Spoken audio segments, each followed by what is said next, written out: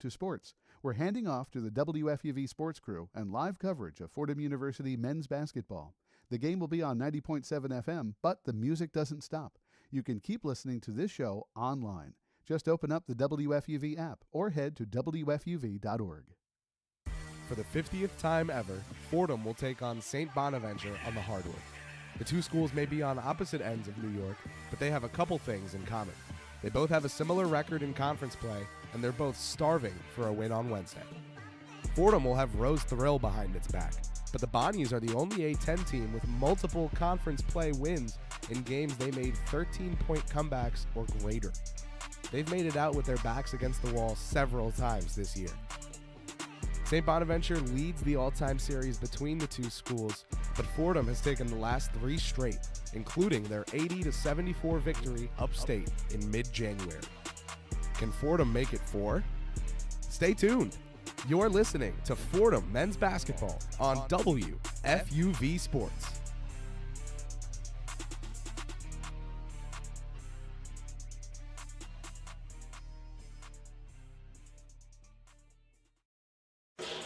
Welcome inside the Rose Hill Gymnasium. I'm Kris Pursiainen alongside Lou Orlando and our on-site producer, Jack Warner. We're here for WFUV Sports to bring you through tonight's A-10 conference action. It's the Fordham Rams and the St. Bonaventure Bonnies. And Lou, as I spoke about in the intro for tonight's broadcast, these two teams are very hungry tonight to break out of this rut they've each been in conference play recently. Well, the A-10, we've said it the entire year, it's so stacked, it's so competitive, and I mean, St. Bonaventure had just such a great non-conference portion of their schedule, 9-3. Conference been a little tougher, right? 5-6. We know that Fordham's had their conference struggles. I think we're set for a really exciting matchup. Obviously, Fordham went to Bonaventure and upset them earlier in the season, but this is just such a talented team, a big Bonaventure team, and I think one that's going to come into Fordham hungry. Lou, as we get set here for the national anthem, these two squads, the Rams at 10-13 and the Bonnies at 14-9, standing together on Valentine's Day. We'll send it to our conversation from yesterday with head coach Keith Ergo of the Fordham Rams to get a sense of what the Rams see in this upcoming matchup. Kris Pursiainen and Lou Orlando here alongside Keith Ergo, head coach of the Fordham Rams men's basketball team, ahead of Wednesday night's matchup against St. Bonaventure. Coach, last time out against VCU, you didn't get the result you wanted in that second half, but a statistic for you, you know I love to bring those. It was a tied career high in rebounds for Ramad. What are you seeing from that younger front court of him and Elijah? They're just coming every day, getting better and better. They're developing into the players we know they're capable of. They're playing with a passion and an energy, right? Ramad brings so much energy. His motor's been fantastic. I could not be more happy with the energy and the motor that he's bringing to the team. And as a result, he's starting to see some offensive statistics get, much more improved, and he's playing much better on the defensive end because he's just focusing on being our junkyard dog. So I couldn't be more excited for him. You always talk about with this team, talented but sometimes young and inexperienced. What was the focus of, especially with this week off, a little bit more chance to practice without games, what was the focus of this week and how did those practices go? Honestly, it's rest and recovery this week. It's been a long season. It's been, kind of ups and downs, peaks and valleys. And, the one thing I know with these guys is they live the game of basketball. So they're in the gym every day on their own, getting their individual development in. So we took some time to get some more rest and recovery. We had a couple guys sick throughout the week, which is, of course, just seems to be happening throughout the year. We had a couple injuries, right? So we just wanted to make sure that we got healthy so we could prepare for a great run here these last 4 weeks. Because, again, we've always just been trying to be the best team we can be by March, and that hasn't changed, and we'll continue to fight for that. Coach, 8 to go, but so far no one has had more double-digit scoring performances for your 2024 Rams than Will Richardson with his 14 and Jaffe Medor with his 13. How do you and the coaching staff work with those two to balance their aggression on drives with also getting themselves stuck in turnover-prone positions? But it's led to success. How do you work with them on that balance? Yeah, just on and off the court, right? We watch a lot of individual film. We'll show them some of the things where they get some good looks and some of the times where they maybe, could get a better look, right? So it's just continuing to develop them just as much off the court as it is on the court. And they do a tremendous job getting in and working on their craft. And I got to give credit to our assistant coaches who do a really good job of meeting with guys individually individually to also improve, not just on the court, but off the court in film sessions. But both of them are really talented. You know, they need to be a little bit more consistent like everybody else, day in and day out. And they're trying to do the best they can. Will has really been playing much better basketball here the last 5-6 games, and we need him to continue to play like that because, you know, he gives us a totally different look when he's knocking down shots and he's aggressive. We spread the floor. They can't, you know, pack the paint as much. And, you know, Jaffe's just coming off that injury, so it was a matter of time before he got his rhythm back, just like before his injury. You know, he's a talented guy who can do a little bit of everything, and we're going to need that a lot down the stretch here this last 4 weeks. It's an excellent Bonaventure team. You went on the road and beat them, but when they come here, what changes, what adjustments are you anticipating that they make? Yeah, I mean, at this point, I don't know exactly how many adjustments per se. You know, everybody knows for the most part what each other's going to do in conference play, especially as you get later in the season. So it comes down to execution and just playing harder and more together for a longer period of time than your opponent. That's what we're focusing on anyway. I'm not exactly sure. I mean, Coach Schmidt's such an amazing coach. He's got so many different offensive sets and things he does and wrinkles that we can't really get caught up in what they're doing. We have to focus on what we can control and how we play, and that's usually our best defense. Coach, thank you so much. Good luck against St. Bonaventure. Go Rams. Welcome back into the Rose Hill Gymnasium. Kris Pursiainen here alongside Lou Orlando, ready to talk to you folks about some starting basketball players. It's the usual lineup as of late for the Fordham Rams. Jaffe Mador, the 1. Will Richardson, the 2. The senior guard Kyle Rose, man, in the in-between spot. And the front court, a little bit younger than usual. Elijah Gray and Ramad Dean really have taken over those starting spots. Dean averaging about 6 points and 4 rebounds as a starter. Gray about 10 points and 4 rebounds in his 5 games. So more inexperienced, but a more athletic front court for the Rams. And Urgo looking for a spark. You hear that Antrell Charlton volunteered his spot in the starting lineup to get Jaffe Mador back in there. And Abdou Timbilla had some struggles of late. Hasn't been the same player we saw in the non-conference schedule. So you get a couple young guys in the Ramad Dean, Elijah Gray, and frankly, they're going to need them to play well and to be that spark plug against a very hungry St. Bonaventure team. But I think the guy you got to key in for Fordham, it's Jaffe Mador. More often than not, that's the guy we're looking at. And he's coming off a 17-point game that felt like a return to form. Was a little bit of a slow comeback from that ankle injury. And for the first time since that ankle injury, we saw him explode offensively. Lou, you nailed it. He was averaging 18.8 points per game in the 5 games before his injury, and in the 3 games since his return, averaging just 3.0 points per game. But like you said, 17 points and 3 assists last time out.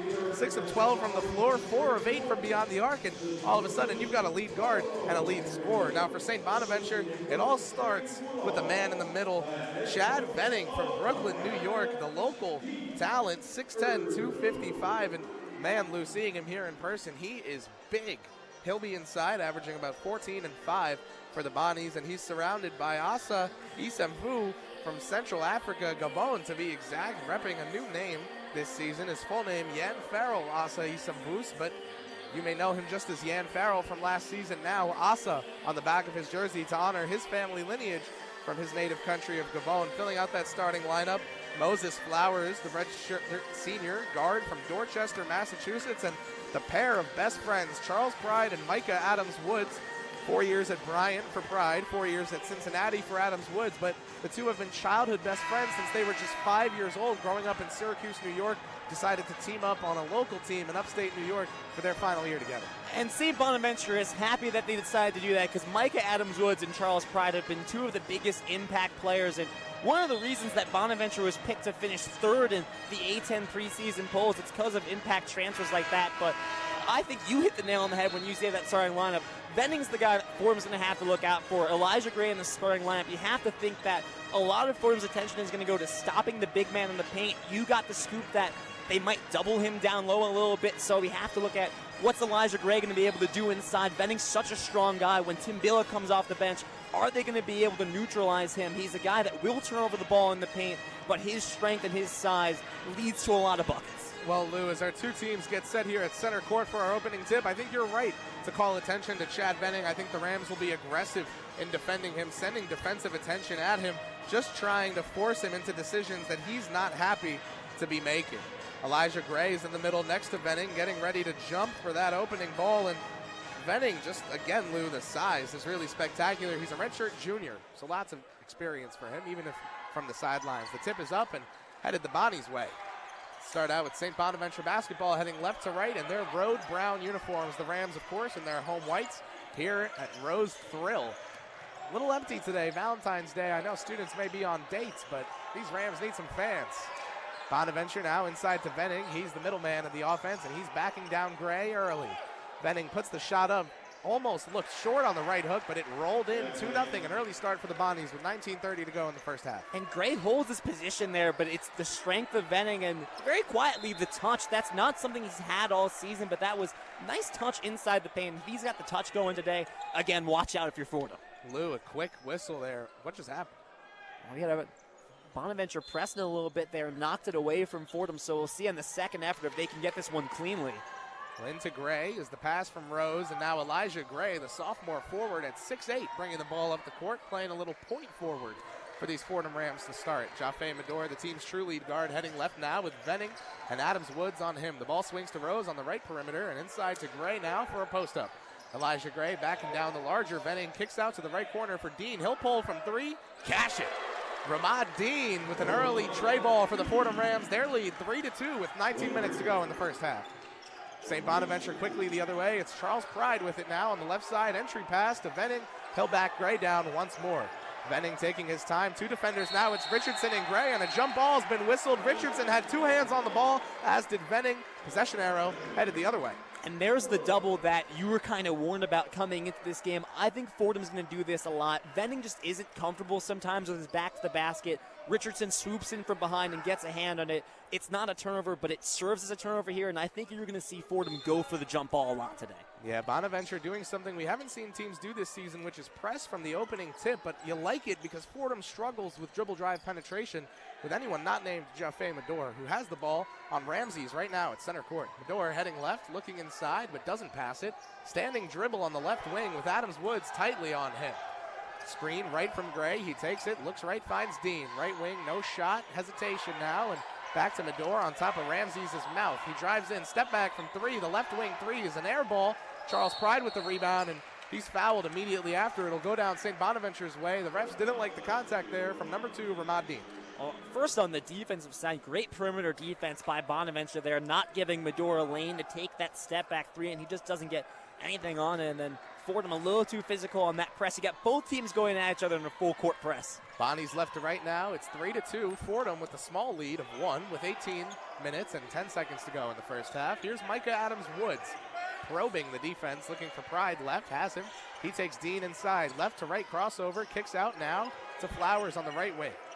He has Kyle Rose, the Rams star defender on him, so he'll pass away quickly to Adams Woods, who looks to set up the offense. Hesitation, Pride drives in, curling from the left, shot goes up, no good. Almost rebounded by Gray, tipped away, and Richardson has it for the Rams, heading right to left now. 17:45 to go in the first half. Fordham leads 3-2. Elijah Gray from the top of the key, no good. That ball will head out of bounds, headed St. Bonaventure's way. Elijah Gray is a guy they could really use a bounce-back effort from today. Just 2 points in last week's game, 0 for 3 from beyond the arc. I really think one of his worst games of the season. 17:38 on the clock. Shout out to Patterson, New Jersey for that one, and Adams Woods bringing it up for St. Bonaventure. He looks left for Isam Boost, but doesn't have him, so the ball goes to Flowers. Inside to Venning, the big dog in the paint. Spin move on Gray. Spin around again. Left hook is up and in for Venning. The big fella with some touch inside. 4-3 Bonaventure. 17:15 to go in the first half, and it's Medor the other way for Fordham. Screen right from Dean. And now a little bit of a slowdown for Fordham. It's Richardson driving baseline. And it's poked away by Flowers, but he stepped out of bounds, so it'll stay with Fordham. 2 quick turnovers cancel each other out. It's Rams ball with 17:04 to go. Still a 4-3 St. Bonaventure lead. Fordham just doesn't look comfortable offensively out the gate. I don't think that's been something uncharacteristic of this team. We've seen them look uncomfortable in their sets before, and certainly coming out the gate's not the smoothest. Richardson into Medore on the left wing, who takes it now to reset. Rose calling for it big time on the right, but it's Richardson with the pull-up jumbo, no good from the left wing. Rebounded by Vanning, no surprise there, and now Bonaventure is barreling the other way. It's Flowers looking for Vanning inside, called for it, but turned it over instantly. Ramon Dean has it and is fouled by Charles Pride, who doesn't like the call, unsurprisingly, but Fordham will retain it, down 1. It's 4-3. St. Bonaventure, 16:47 to go in our first half of play. Lou, a little bit of chaos here early. Well, and there are a number of ways to defend the post down low, especially with a big guy like Venning, and you see a different wrinkle there, which is Medore chilling in front of Venning, leaping up and knocking that pass away, and it creates a chaotic moment, as you said, into the hands of Ramon Dean. They're trying to run in transition, and Bonaventure gets a little over-aggressive. The full court press continues from the Bonnies. Jaffe Medore had to run a stop-and-go route. Looked like he was auditioning for last night's Super Bowl. Here he is now on the offensive side of the court, looking left to right and probing the defense for anyone open. Pass to Richardson on the right wing. He found Rose quickly. Now Kyle Rose backing down Adams Woods in the paint. Spin move. Pass to Simbila for the dunk, and there's 2 for Fordham. Abdul Simbila with a quick impact after getting subbed in early. Venning gets overzealous, creeps up towards Rose, and Simbila wide open on the block. Rivera and Simbila, the front court for the Rams now, who turned away from the inexperienced front court of Dean and Gray early.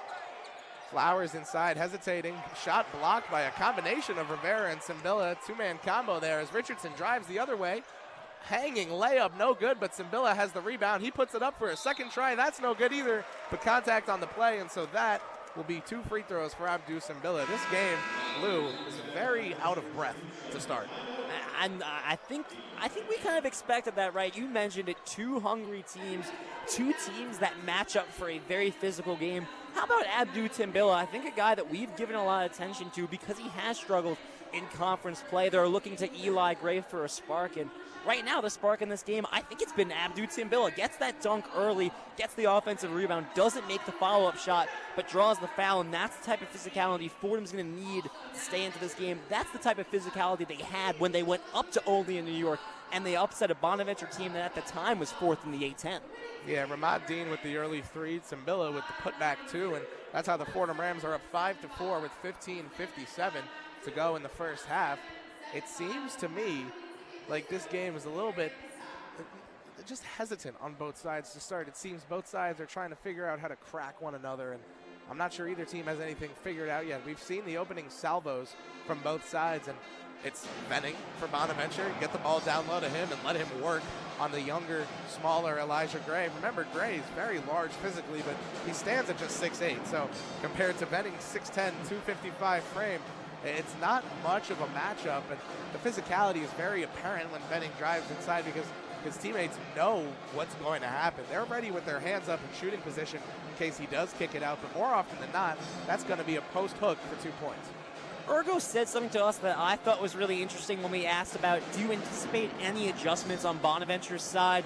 And he said, not really. We kind of know what each team's game plan is at that point. I think that goes for both of these teams, and we haven't seen any surprises. You know what Bonaventure's going to try and do. They're going to try and get the ball into the paint to Venning early, and I think Fordham, similarly, you know what they're going to run offensively. The question for me is, how early do they break out of those sets? Because one of the things we noticed in the Bonaventure-Duquesne game was if teams double Venning, there are going to be open kickouts. And right now it's been very paint-centric, but that paint could open for Bonaventure. I think the same thing could happen to Fordham, too. Fordham's trying to work it inside. I think they've missed a couple kickouts. You had Kyle Rose wide open for a right-wing 3 on one of those possessions. You just don't find it. That I wonder how early these teams are going to deviate from their set game plans that we're so used to seeing from them. And speaking of Kyle Rose, he was the star for Fordham when these 2 teams last met on January 13th. He set what was at the time a season high of 19 points. He set a few season highs this year. Since then, of course, yeah. 7 rebounds, 2 assists to go, but most impressive, probably 3 of 7 from downtown and 6 of 10 from the field for Rose in that early January game up in Olean, as Simbila is at the free throw line now for his first. No good off the front iron. Some light applause from the home crowd, and what I would say is hesitant support of the miss, and Fordham still up 5-4. This is not a raucous or tightly packed Fordham crowd, as you mentioned earlier. We haven't really had that many people trickle in yet. Second free throw up and in for Simbila, so he's got 3 points on the night now, and Fordham's got a 6-4 lead with 15:52 to go in the game. Flowers with it now on the right side. Kicks right away to Esamvus, who gets it to his one guard, Adams Woods. Kyle Rose tightly on Adams Woods now, providing pressure on the perimeter, and it's back to Flowers. Venning, high post, dribbles inside, spins on Simbila, looking for the fadeaway jumper. It's up and in over Abdul Simbila. Chad Venning showing off some touch. The hometown kid, Brooklyn, New York, back home. I think that's a little surprising. I'm not sure we expected to see that early from his bag. Kyle Rose now for the Rams, who have it tied 6-6 with 15-18 to go in the first half. And Josh Rivera backing it down in the post over two defenders, goes the fadeaway jumper, and that's no good, but a call on the play, a foul on Chad Venning. And that's a guy that, right, you're kind of torn. You want to drive at him because you want to draw fouls on him. At the same time, such a big presence, it's not going to be easy to get those shots if you don't draw the foul. And Joshua Rivera, I think a little bit of a last-ditch prayer and a heave, but able to draw contact and get himself to the line. Well, Lou, you talk about foul trouble. That's two called on Chad Venning thus far tonight, so something for St. Bonaventure to look at. The guy who has all 6 of their points also has 2 of their 3 team fouls. Rivera, free throw is no good. He shoots just 42.4% from the charity stripe this season. Not a strong suit of his, the Achilles heel of the athletic forward. So as number 55 bends the knees for a second, he's able to convert. Fordham retakes the lead, just a small one of 1, but 7-6 your score with 15-10 to go in the first half, and Micah Adams Woods taking it the other way for the Bonnies. Here's Adams Woods, now on the block F, looking for his friend Charles Pride. The backup big Brown is in the game, and he's moving the ball around the perimeter. Finds Adams Woods, the lefty, for a pull-up mid-range shot, and it's no good. Rebounded by Simbila, knocked into the hands of Medor, and Fordham's on a fast break. Medor driving now, bounce pass into Simbila, the entry up, and he traveled on the play. Simbila's miss won't count because of the travel prior to it. Still 7-6 Fordham with 14:46 to go in the first half. And you love that idea. It's open, but Simbila just not great with the feet, and that's going to be called every time. Adams Woods now for Bonaventure, almost just knocked into the referee as he passes to Brown, who heads inside, fouled by Charlton on his way up to the rim. So 2 free throws coming in now for Noel Brown, the redshirt junior center, the rare listed center in college basketball from Leesburg, Virginia. Brown, we were talking about him before this game. Kind of an exciting guy to watch because he comes off the bench and he's so productive, so big, so efficient. And there Charlton does what I think any small player should do in a big drives inside, which is try and knock the ball away down low. I think the refs are going to say he caught part of the arm. That one to me was a little borderline. There's a gray area there. Elijah's not on the court, no pun intended. And Noel Brown. That would have been funny. Would have been good one. Would have been good. Noel Brown gets both free throws to go. The big man showing some touch as well, like his counterpart, Chad Venning. So Bonaventure has an 8-7 lead. 14:30 to go in the first half of play here at Rose Hill, and it's Josh Rivera playing point forward for Fordham right now, bringing it up the court. Almost loses it, gets it to Charlton, the point guard on the floor, and now Fordham's second unit will get rolling. Charlton bounce pass to Rivera, high post on the left side, and he finds Rose. Rose curling inside, hop step through the lane, no good, off the side of the iron, and now it's Bonaventure's ball, the rebound for Noel Brown. Micah Adams Woods calling out traffic, and now he kicks it to his childhood friend Charles Pride. Pull up from downtown is cash money from deep on the left side. Pride enjoying the best shooting from deep this season of his career, and that one a couple feet beyond the arc, but he buries it easily. The 41%er, Charles Pride from downtown, makes Fordham regret not guarding him all the way out there. Now the Rams have the ball up 11, down 11-7 on the other way. It's Charlton for 3, no good. In and out of the rim was that shot, so Bonaventure will get one more chance here to extend this lead. Micah Adams Woods with an 11-7 lead. 13 minutes to go in the first half. We'll look to set up the offense. It's down to Brown inside, and it's stolen away by Fordham. Rivera with it, carefully dribbling in transition, looking up for Charlton, who finds Rose at the top of the key. Pull-up three-pointer, no good off the left side of the iron. Charles Pride, the rebounding guard, with the board. Pride driving inside now, attacking down the lane, hesitates and wants to kick out. It goes to Asa Isamvu, who pulls up from a fading mid-range right jumper, and it's good. Nothing but net for Isamvus on the fader. Bonaventure, the Bonnies have hit some really tough shots so far in this game again. Fordham's had some nice positioning defensively, but the touch from Bonaventure early has been terrific. 13-7, the St. Bonaventure lead with 12:46 to go in the first half, and Jaffe Medor has it for the Rams in the left corner. He'll pull up, and make it. Jaffe Mador with a calm, cool, and collected three-point shot to tighten that deficit just a bit. 13-10 St. Bonaventure, 12:32 to go in the first half of play. And it ends a 2-minute scoreless run for Fordham. They needed that one, Lou, as Banks the third drives inside now. The bench guard played 35 minutes last time out off the pine for Bonaventure. They're not afraid to go to him, and Brown inside on Rivera converts through the contact and one St. Bonaventure. Well, I think Rivera and Timbilla get caught in a little bit on a switch, and Rivera gets stuck down low with Brown, and that's a height mismatch. It's a size mismatch, and Brown just babies him frankly, turns around and draws the contact to add insult to injury. Both teams getting a little more athletic now via substitutions. Fordham bringing in some younger players, Elijah Gray, Jameer Tripp, and Will Richardson. For St. Bonaventure, it's Barry Evans entering the game. The sophomore forward from Baltimore can really throw it down if he gets an open lane. Free throw no good from Brown, rebounded by Tsimbilla. It's 15-10 St. Bonaventure with 12 minutes, 10 seconds to go in the first half. Will Richardson calling out the play for Fordham now. He'll head left and kick to Jameer Tripp. Antrell Charlton has it on the right side, looking for someone. Doesn't find them, so he resets to Gray at the top of the key. Elijah Gray behind the back dribble. Hesitation, step through move, no good, but he has his own rebound, and it's out of bounds off the Rams.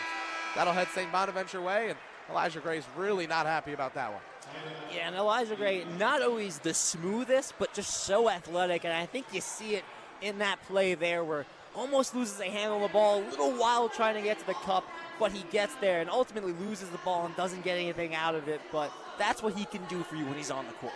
Fordham down 15-10 early, 11:56 to go in our first half of play, and it'll be exciting to see who exactly steps up in this game. I really have no clue right now, based off of the early designations, that there's any sort of breakout star.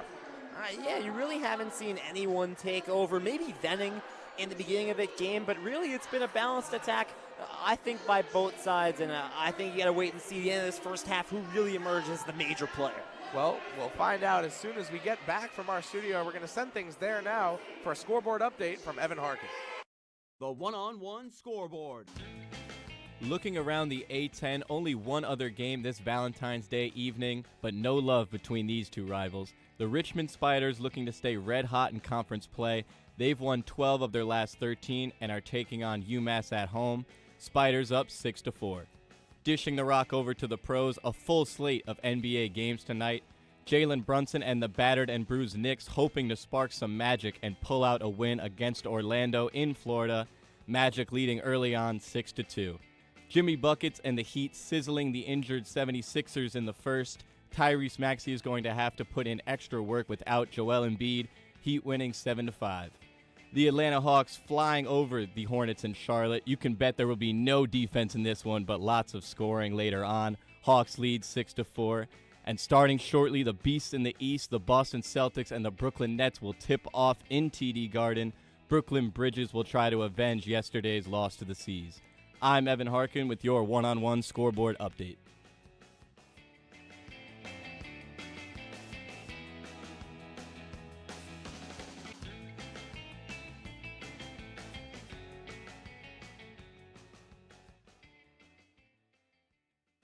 Thanks, Evan. We're back here now in the Rose Hill Gymnasium in the Bronx, New York, for the Fordham Rams Valentine's Day game.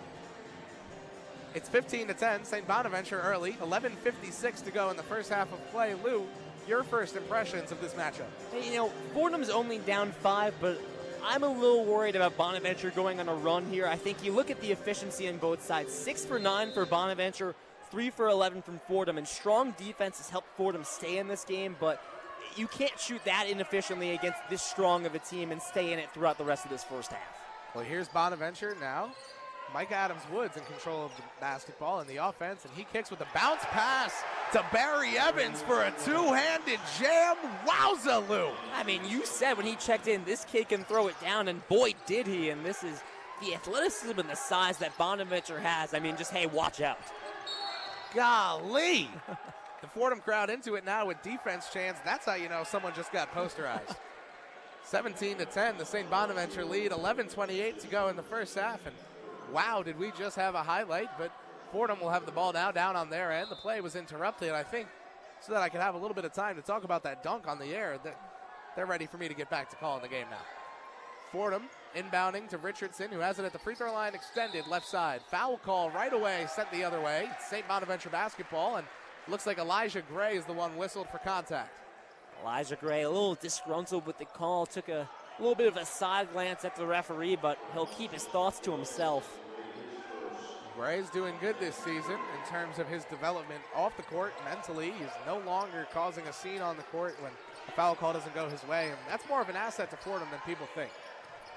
Brown inside. Now Evans almost with another jam opportunity, but didn't take it. Rebounded by Banks the third, and St. Bonaventure will get one more shot at this thing. They're resetting the offense. It's Barry Evans now pulling up from the mid-range, but doesn't. Bounce pass inside, and the hook shot good from Noel Brown. St. Bonaventure, a very herky-jerky offense, but it resulted in two nonetheless. 19-10 is their lead now on the road. 12 of their 19 points from inside the paint. That's clearly their goal so far. They're attacking Elijah Gray inside, who still has just one foul after that last one and is backing down two defenders. Has Richardson to kick out to. He fumbles the pass, and that was like a high snap in football. It'll stay Fordham's way, but Richardson had no chance of getting that one. But to that point, Fordham defensively, right now you've got Timbilla and Gray in, so that's probably your best big lineup that you can go out there with, especially in terms of defending the paint. And both Gray and Timbilla have had struggles with the strength of Bonaventure inside, and now we've got Timbilla checking out. Yeah, Jameer Tripp, Ramad Dean filling out the front court for the Fordham Rams. You think maybe with Venning on the bench in foul trouble, they thought they could outsize them a little bit, but based on the conversation, you see Keith Ergo having sideline with Abdou Simbila. He's not too happy with the performance Simbila just turned in out there. So a quick hook for number 30. I mean, Bonaventure's honestly played better basketball since Venning's been on the bench. Up 19-10, 10:35 to go in our first half. Will Richardson has it at center court. The Fordham fans are counting down the shot clock, which is down to 3 seconds. Richardson kicks to Gray. He has to shoot. Floater goes up from the free throw range, and it's in. Eli Gray bounces one in. A Valentine's Day gift from Cupid. Fordham down 19-12, 10:15 to go in the first half. Evans barreling down the lane, looking for one more. He just took about 6 steps that went uncalled. Folks, I've never seen that before. Here's Banks the third coming in now. Pride barreling inside. Double teamed, throws it up. He's whistled for this travel, so 2 travels, 1 play. It was a buy one, get one discount from St. Bonaventure. Just called for 1. I think the obvious travel didn't get called, but they get one of them. So at the end of the day, does it really matter all that much? Legitimately about 6 steps. That was unironically funny. It's pretty special, man. Will Richardson taking it right to left. And Jameer Tripp, the freshman, has it now. Big-bodied is Tripp, also from Brooklyn. Finds Charlton in the right corner. Fordham taking their time now. They don't want to rush things. Ramad Dean with it. Back to Charlton. The ball gets reversed Richardson's way, and he'll sidestep from 3. No good. Ramad Dean leaping for the rebound, and he's got it in his hands. Bounces it to a teammate. It goes off of a Bonaventure player, and so it'll stay with Fordham. Wow, Lou, what a sequence. I mean, Ramad Dean got a couple steps into that one, rises up. Basically the high of the rim when he brings that one down. Steals Fordham an extra possession. My favorite Ramad Dean stat is that he had 55 rebounds in a game in high school one time. Which that's insane. Makes sense when you see that. Charlton driving in, kicks out for Eli Gray, who has it inside. Shot goes up through contact. It's no good, but a late whistle from the referee will send Gray to the free throw line. The foul's on number 20, Noel Brown, and the pretty sizable St. Bonaventure's contingent in the crowd here in the Bronx is not happy as you'd expect. Interesting to see Brown head to the line, a 75% shooter, the big man, from the charity stripe. Eli Gray has had a couple chances in this basketball game to just shoot straight up, and a couple times here he's elected to do the pump fake and a contact step through, but he gets himself to the line, so who's really to say? Well, the last time these two teams matched up, Gray had 10 points, 5 rebounds, and 2 assists, but probably most impressive, he was 4 of 4 from the free throw line in his 25 minutes. Last time out, no such luck. 2 points, 1 rebound on 1 of 7 shooting for Gray, and that trend continues as he misses the first free throw. Fordham's deficit remains at 7. 19-12, St. Bonaventure with 9:26 to go in our first half of action here in the Bronx. I mean, Gray just looked off in last week's game, to put it frankly. 11 minutes played, and he started that game, so I think Ergo recognized he didn't have it and subbed him out, got Timbilla and Charlton some extra minutes. Adams Woods taking the ball up for St. Bonaventure, and Kyle Rose is pressuring him defensively. Ball goes inside to Barry Evans. Another big-time jam, almost except he froze in midair and then went and laid it up like his controller died. That was impressive, some hang time. And miscommunication, too. Elijah Gray works back up towards the paint, then realizes that's his man, and by the time he steps up, Evans has already beat him to the block. 21-13 with 9 minutes to go in the first half. It's Fordham ball, and Richardson calling out directions for his teammates. Gets it to Kyle Rose. Rose back to the right wing for Richardson. The three-pointer's up and no good off the front iron, but Jamir Tripp has the offensive rebound. Tripp now bumped by Flowers, but the ball goes to Kyle Rose, and he's looking around for an open teammate. He has Tripp in the high post. He'll back down. Moses Flowers now. Double team by Brown. So it's kicked out to Rose, inside to Gray, and the Fordham Rams are all over the place. Eli Gray with 3 steps with the ball in his hand, but only because he was shoved from behind. So a foul on St. Bonaventure's makes this another opportunity for Fordham. Bonaventure's physicality, it's given Fordham fits on the offensive end, and it's given them fits defensively as well. And Bonaventure's defense here, they've played very physical around the perimeter, and they're giving their bigs like Elijah Gray a lot of contact, a lot of pushes inside, and that one gets called. So with 8 minutes and 31 seconds to go in the first half, St. Bonaventure's has 6 team fouls, meaning one more, and the Fordham Rams will benefit in the form of free throws. Will Richardson is set to inbound the ball for Fordham now. 21-13 is the Rams' deficit to the Bonnies, and Elijah Gray working some things out with an official, and Noel Brown over there. Brown laughing at Gray's conversation with the ref. Ball's inbounded to Gray, and he gets fouled right away. Ryman accidentally out here, Lou, because this game is just so chaotic. Barry Evans with the foul there. And now that's 17 fouls for the Bonnies. Good thing our on-site producer, Jack Warner, pointed out the 16 fouls on the play before, because Fordham shooting free throws right in front of our eyes. I mean, Jack's on the money, but you like when a team like Bonaventure plays physically, but you don't ever want it to go into the territory of being unnecessary, and that's a foul that so easily could have been avoided. I think you take the earlier foul when Gray's backing you down in the paint. That's one where, I mean, Gray just caught the ball. You really don't need it. It's incidental contact, but you got to have better body control. So Fordham now down 21-14 as Gray's had some luck at the free throw line. 2 of 3 there tonight. He bends the knees for the second and drains it. 21-15 your score now here in the Bronx. 8 minutes, 30 seconds to go in the first half of play. And McAdams Woods and the Bonnies have a 21-15 lead. Woods inside to Brown on the pick and roll. Shots up and in. 2 easy points for St. Bonaventure. At the start of this game, Fordham had good defensive positioning inside. That has not been the case the last few minutes. Those lanes have been wide open. Rams ball, they send it to Kyle Rose on the left side, and he's double teamed. Rose stumbling over on himself, kicks over to Ramad Dean, and Fordham needs someone to go get a bucket. It might be Will Richardson. Kicks to Elijah Gray, top of the key, crossover right to left, spinning now, winning inside, off the glass is Elijah Gray. 23-17 your score, 7:45 to go in the first half. St. Bonaventure quickly the other way. It's Flowers on the right wing, screen left from Brown, and he looks inside, doesn't have him. The three-pointer up and in. That's cash from Asa Isamvus. Quick trigger. And that's what this stretch has felt like for Fordham. Even when they get a nice tough bucket by Gray, Bonaventure goes right back and answers. Will Richardson almost loses it at center court. Fordham down 26-17. Gets a 3 from Elijah Gray off the front iron. Rebounded by Bonaventure. Headed left to right now. 7:14 to go in the first half. They're up 26-17. Flowers pull up from the mid-range. Sidestep is in. Too easy for Moses Flowers, and Keith Urgo wants to talk things over. And he's smart to call a timeout because of the last 10 shots that Bonaventure's taken, they've made 9 of them. So we were talking about efficiency coming into that first break, and well, now Bonaventure 12 of 16 from the field, 75%. Look at Fordham, just 31%. So the efficiency's catching up to them, and Bonaventure's made some tough shots. They continue to do that with some nice touch. I think Fordham's also taken a step back defensively on this stretch. There's been way too many openings inside.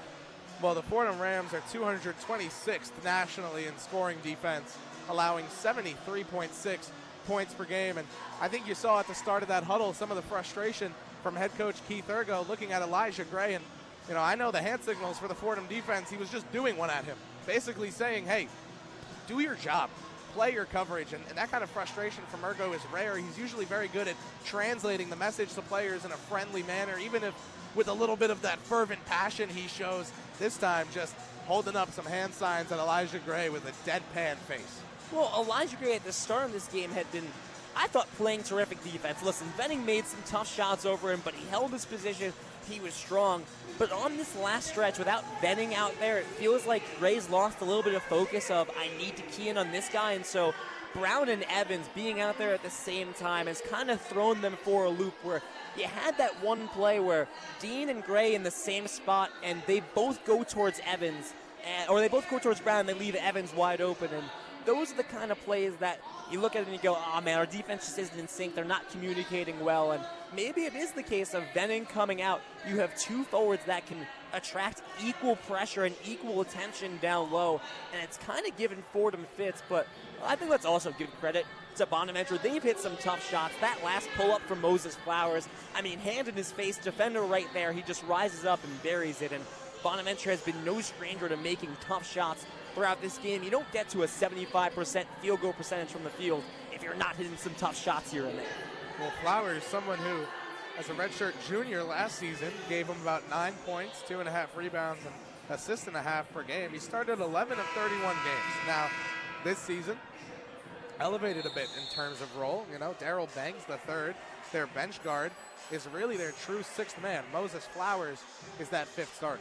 Well, and Banks was not supposed to be their sixth man coming into this season when you look at, hey, preseason first team all-conference, a guy that had been an absolute stud. If you remember the St. Peter's run, he's a big part of that team that got to be Elite Eight. And having the worst year of his career in his final season of collegiate basketball, so he's been reduced to a six-man role, let's say. But Bonaventure, I think, is the perfect cohesion of you've got some continuity and you have impact transfers when you talk about Pride and Adams Woods. But this is now the most, they've been dubbed the most experienced team in the A-10. Most career games started combined by their starting five and by their entire roster.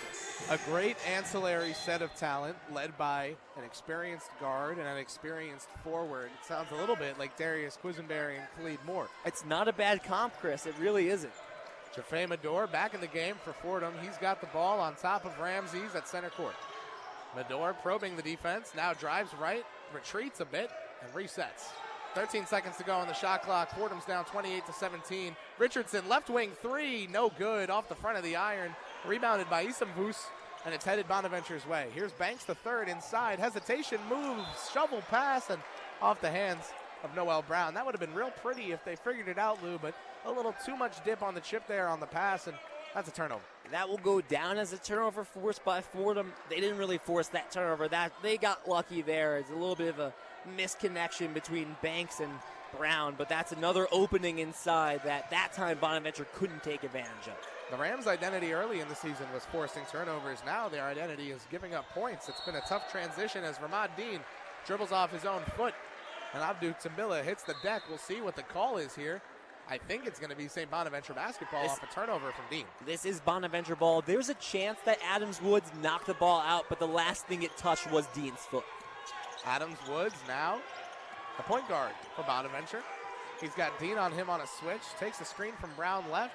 Goes up on Abdu Timbilla with the left hand. It's no good, but rebounded by Brown.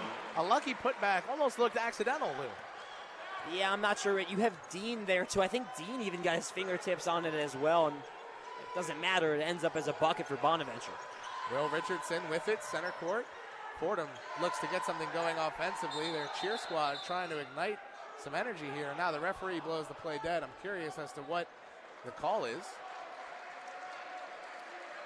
It's a foul on number 30, Abdu Timbilla. Something about an arm bar on his matchup. And I think now again, an unforced error leads to a turnover.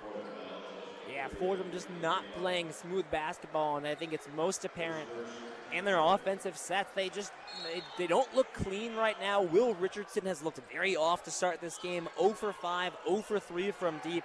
They've gotten some open looks, and they have just struggled to hit consistently.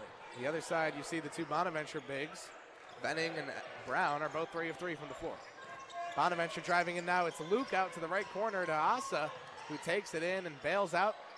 Left corner three, no good from Banks, and Fordham has the rebound. It's Rose kicking up to Richardson. Step back three from the left wing. Swish! Will Richardson ignites the Fordham crowd, gets them some much-needed momentum. It's 30-20, St. Bonaventure. He needed that, and the team needed that.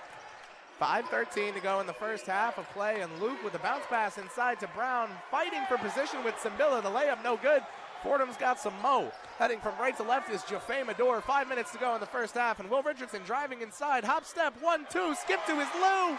Will Richardson off the backboard. It's 22-30 now with 4:54 to go, and the Fordham Rams are on a bit of a run here. Well, maybe that three got him going a little bit, because all of a sudden Richardson with a little bit more juice to his game, and that's a tough shot. Here's Luke inside, probing the perimeter, kicking out the bounce pass, stolen away by Richardson. It's a scrum on the floor. 4 Fordham Rams are on the ground, and that's a jump ball. But Will Richardson has been everywhere for, I'd say, the last 40 seconds. Hits the three, goes down the next possession with that tough bucket, and now swoops in there and knocks the ball away from Noah Brown, and Ramad Dean helps force that a jump ball. But Will Richardson, maybe there is something to you make your first shot and all of a sudden a burst of energy, just a burst to something, because he's been a completely different guy. It looked like the referees were detangling Apple earbuds there, just pulling players off of each other on the ground. And there were 3 or 4 guys in that pile. Yeah, that was ridiculous.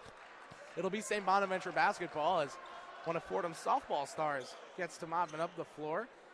They got some good support here from the Rams. You take a look at the left side of the stands. You got Lola Fernandez, Lorenzo Rosenkill, Mackenzie Colvin, some volleyball stars, some Rams supporting the men's team. And it's a thing here at Fordham. We spoke about it with Mike Breen and even Antral Charlton this season, that all the athletes kind of go support each other.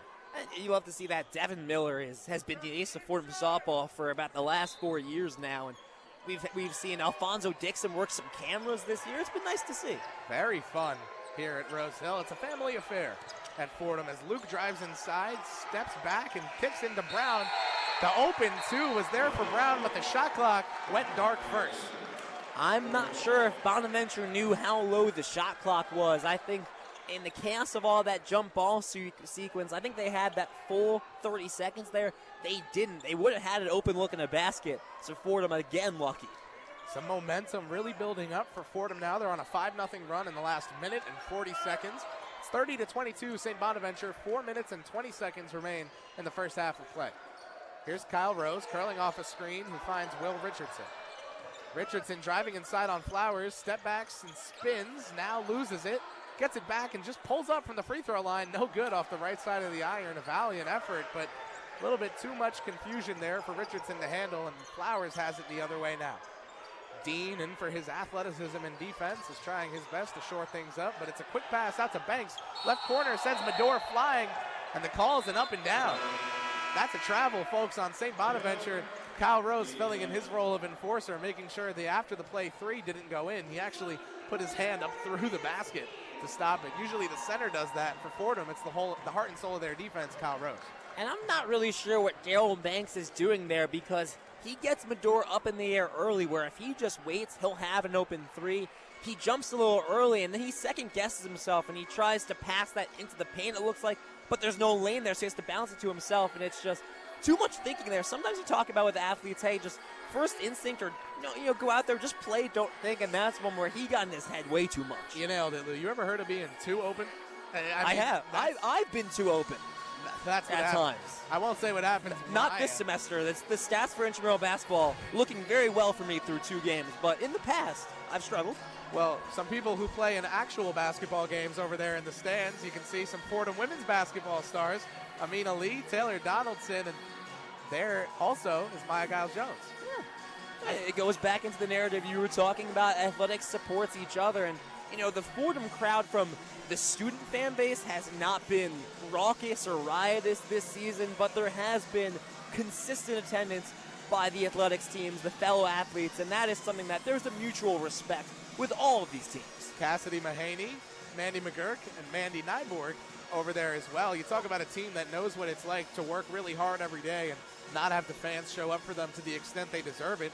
Fordham women's basketball knows a thing or two about that. You wish the students got out for their games, maybe even just as much as you do for these.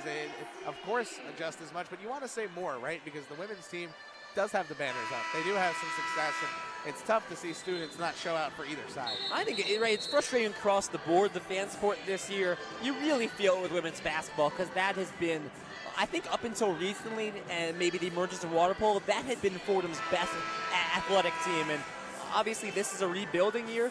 Fordham women's basketball very quietly is mounting a little bit of a comeback and a rise up the standings in the A10. Back-to-back games won. They got a big game coming up this weekend against St. Bonaventure. They'll be going to Olean, New York. But back to the action at hand.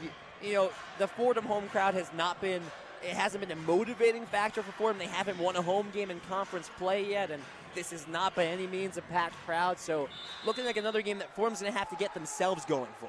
I heard the kid calling play-by-play for that women's game against St. Bonaventure is a real nerd. You better watch out. Yeah, you got to watch out for that one. Medor heading right to left now with the basketball for Fordham, and he finds Richardson left wing.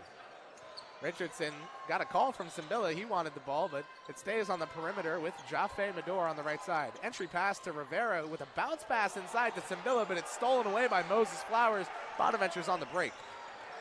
One best friend to another. It's Pride to Adams Woods, and the Bonaventure offense slows down. They'll get things set up with 3-2-1 on the clock. 3 minutes, 21 seconds to go in our first half, and a 30-22 lead for the Bonnies. It's slow action now, the ball moving around the perimeter until Flowers pulled up from the free throw line. He got it to go. Another mid-range pull-up for Moses Flowers, averaging 9.5 points per game this season. And Rivera just late getting up there. Flowers had time to think about whether or not he wanted to shoot it. He does decide to pull it, and he sinks it. Richardson now, a little back and forth with Kyle Rose. Josh Rivera has it, finds Jaffe Medor. Every Ram has touched the ball except Simbilla on this play, and now he's got it. Simbilla inside. There's a foul on the play. We don't know exactly who it's on. I think it's on Brown. I'm not sure.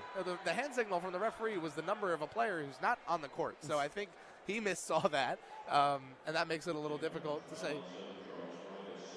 He's going over to talk to Mark Schmidt now about it, but either way, it does look like Timbilla going to the line, and that is, he was doubled on that play. Brown is trying to knock the ball away from him, and he actually did.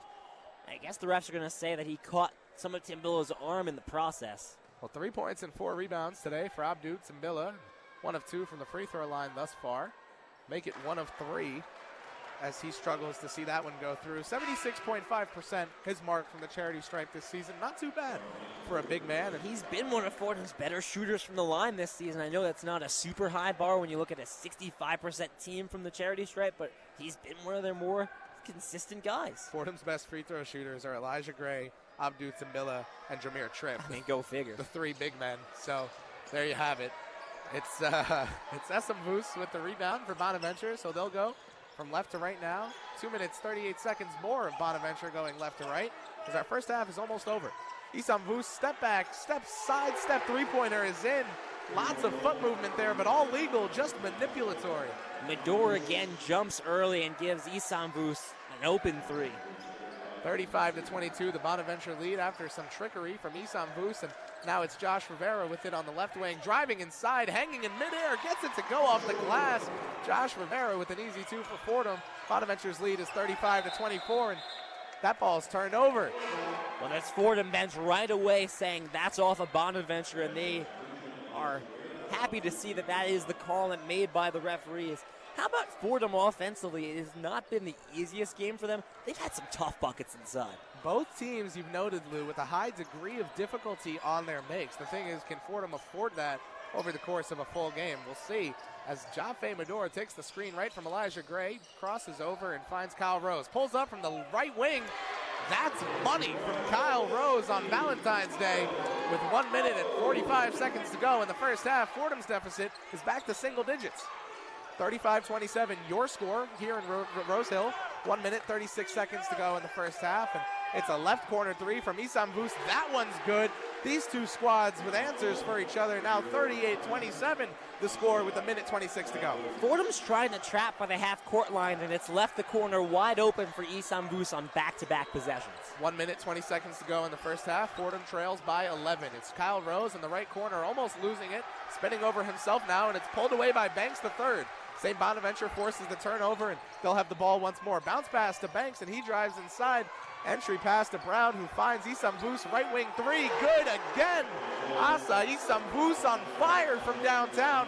41-27, the St. Bonaventure lead, and this first half just has under a minute left to go. Bonaventure has ballooned out to a 14-point lead. Jaffe Medor with it for Fordham. driving inside, puts it up at the rim, and it's no good. Rebounded by Bonaventure. Loud chants from the St. Bonaventure fans here in the Rose Hill Gymnasium. You must not love to hear that if you're Fordham. 33 seconds to go in the half. Keith Ergo is going to call timeout. This gives Fordham a chance to talk things over defensively. It gives Bonaventure a chance to draw up a couple more offensive plays in this sequence. How about Asa Isambus? 3 straight threes that he's buried, and that last one is textbook in terms of get it inside, kick out, and that's wide open. Fordham, I like the idea of doubling. We started off with that concept of talking about Venning and doubling inside. We haven't seen Venning since he checked out. He's only played 6 minutes in this half. They haven't needed him because all the other guys on this team have stepped up. It's a nice deep bench, and they've done it from beyond the arc, getting open looks as Fordham's played, I think, over-aggressive in the defensive end. If this game ended right now, Asa Isambus raised his three-point percentage this season by 3% in the first half. 27 of 90 from the floor thus far this season is good for 30%.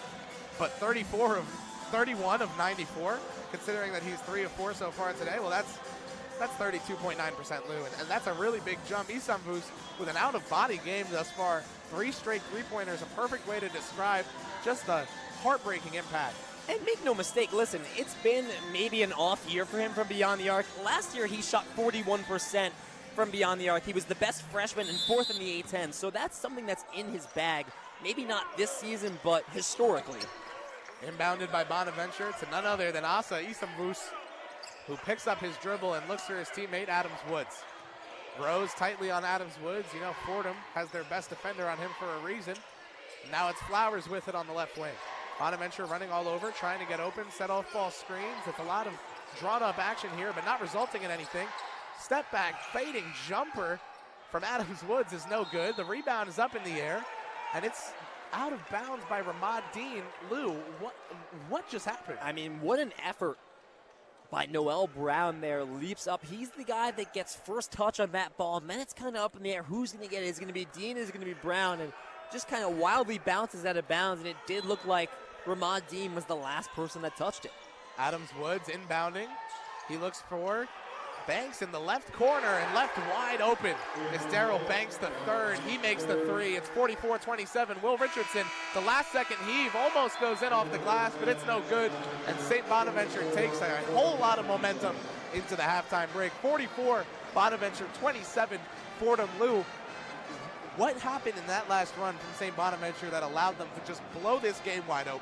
I mean, a 9-0 run to end the first half, and if you really dig into it, those last 5 minutes or so, I mean, Bonaventure just completely blew the doors off Fordham.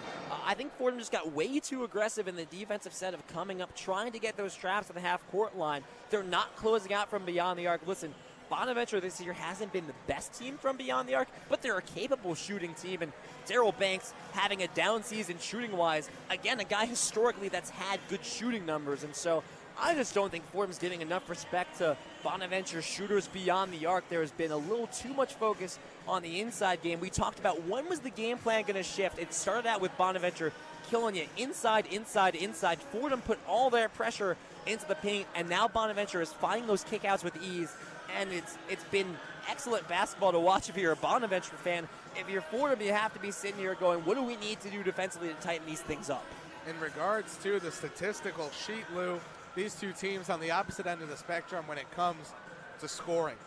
Fordham allowing 73.6 points per game. That's good for being the 226th best team in D1 basketball, basically on the bottom end of that list. And you take a look at St. Bonaventure, top 100 in efficiency on both ends of the floor per KenPom, but on the offensive end, 83rd in the country. So a strong team in regards to their offensive ability. When the defense is working for them, they're able to go on those big runs that allow them to come back from 13, 20-point deficits. This time it was less so the defense and more so Fordham not knocking down shots, not getting good shots that allowed them to blow things open. It felt like it happened so fast. Fordham just never looked comfortable in this half. They never really got things going offensively. Jaffe Medor has not been the spark plug that he was against VCU that kind of helped keep them in that game. You think back to the VCU game, it's a 15-point loss, but they were in it in the first half, and then it got away from them. This is a case of they were in it for the first half of the first half, and then that last 10 minutes, things just fall away from them. I don't want to steal all the thunder from our halftime crew, but I will say 70% from the field and 85% from deep is wild when you're looking at Bonaventure, and that's something that, no wonder you're down double digits going into halftime. Well, there's no one better to break down these first half results than Chaz McAdams and Evan Harkin over in our lovely WFUV studios here in the Bronx. So we're going to send it over to them. For Lou Orlando, I'm Kris Pursiainen, thanking you for tuning into our first half of Fordham basketball and hoping you stay for the second. You're listening to Fordham men's basketball on WFUV Sports. The one-on-one halftime report.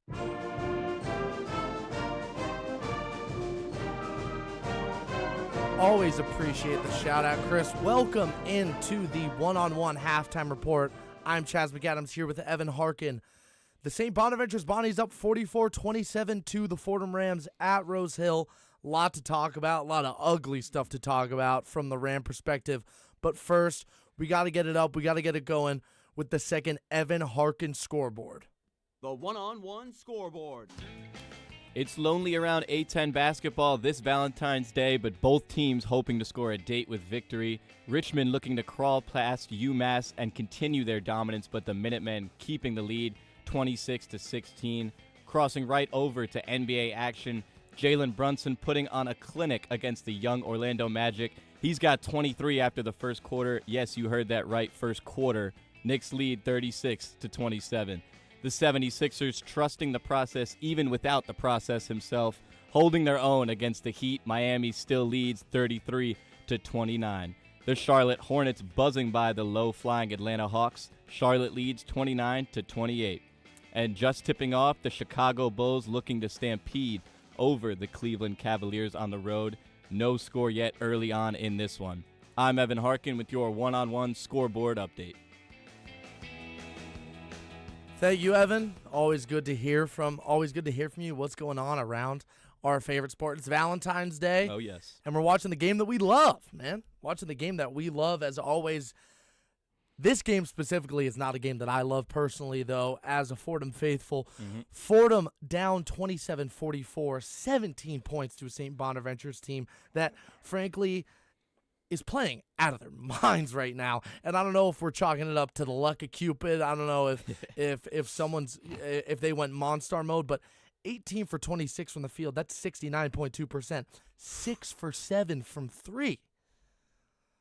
What is going on with these St. Bonaventure's Bonnies? Yeah, I was going to say, you got to look right at the arc. I mean, we know how much the arc matters in today's league. You look at the Bonnies, 6 for 7, like you said, but the Rams, 4 from 12.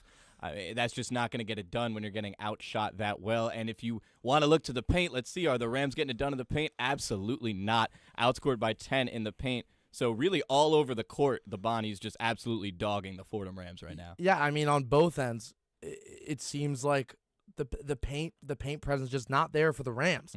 I mean, St. Bonaventure's, if you look at this shot chart, you think it was open gym. I mean, right. The way that the Bonnies can just get anything they want under the basket, through, like, behind, wherever they need it, wherever they want it, wherever they have to have it. That's been where the Bonnies have had it. And the issue for me is that Fordham, as a team, shouldn't really have these problems in the paint. But you and I have talked about it before. I guess we're not the team on paper. You know what I mean? You got to look at between 94 and 50, and what's going on there is that Fordham's just not getting it done. Yeah, 100%. I mean, earlier on in the season, Abdou Simbila, an absolute force in the paint. A preseason A10 all defensive at the 5 spot. Absolutely. Was grabbing every rebound, was literally owned the paint. It was his paint early on in the season. I know he had an injury a few weeks ago, but in these last few games, we really have not seen the same Abdou. Tonight, he only has 2 points, 1 for 4 from the field so far. 3 points make that. Still 1 for 4 from the field, and just not getting it done in the rebound category. 4 from him that'll lead the team, but it's not enough to avenge Fordham from how poorly they're doing, defending and taking threes. I think this all starts with the defense. A word that Brooklyn's own Lou Orlando used a lot during that first half broadcast is uncomfortable. Fordham looked uncomfortable. Offensively, defensively, on the bench, drinking Gatorade, checking into the game at the scorer's table, whatever. They look like their eyes are darting everywhere and they don't know what to do. Something that very concerns me from a substitutions perspective is that I would say one of the more calming presence on the floor for the Fordham Rams in Montreal Charlton, He's played 6 minutes this game. 6 minutes and a half that they needed him. 6 minutes and a half that they just got obliterated at the tail end of 3 back-to-back 3-point plays for the Bonnies. I need to see more touch money in this game. 100%. That's got to change going into the second half. I'm thinking Keith Ergo's looking at the stat sheet right now saying the same thing. Like you said, calming and one of their best fundamental all-around basketball players. You need a guy that can make and take a three. Antrell Charlton's one of the best on this team, and that's the place Fordham's having the biggest issue right now. Doesn't make much sense to me why he hasn't been in the game more yet. I chalk it up to a miscalculation on the coaching staff's part.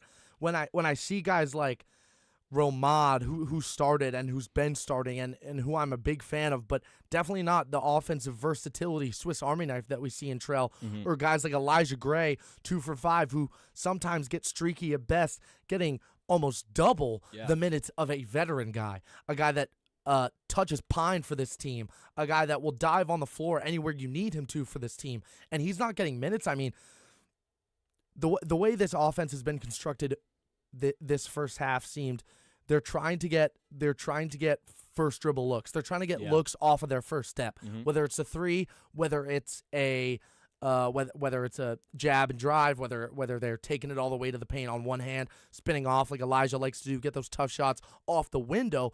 I really don't see them running the catch and shoot a lot. Right. A guy that does that well, take your first step and make your move, is Antrell Charlton. Absolutely. North Florida's finest. I mean, it's a struggle internally for me to rationalize how a team with weapons like this and you don't utilize them. Again, Angel Montas on the IR, some guys streaky off the court, maybe just not able to get the right minutes, but uncomfortable. I said it. The team looked uncomfortable. I agree with Lou. If the team's uncomfortable and their shockers are out of whack, I consider Antrell Charlton like an incense burner. You know what I mean?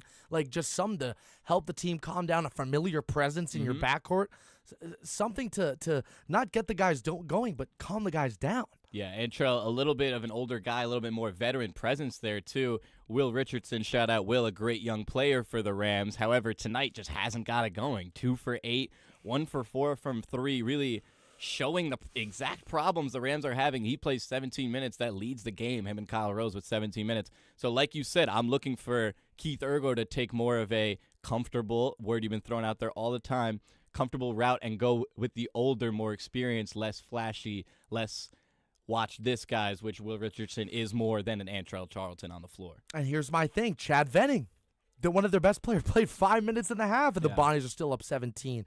And I think their efficiency this half says much more about Fordham than it does from the kids up north. You know what I mean? I think Fordham's giving them these buckets. It's not about the Westbrook quote, did you win the game?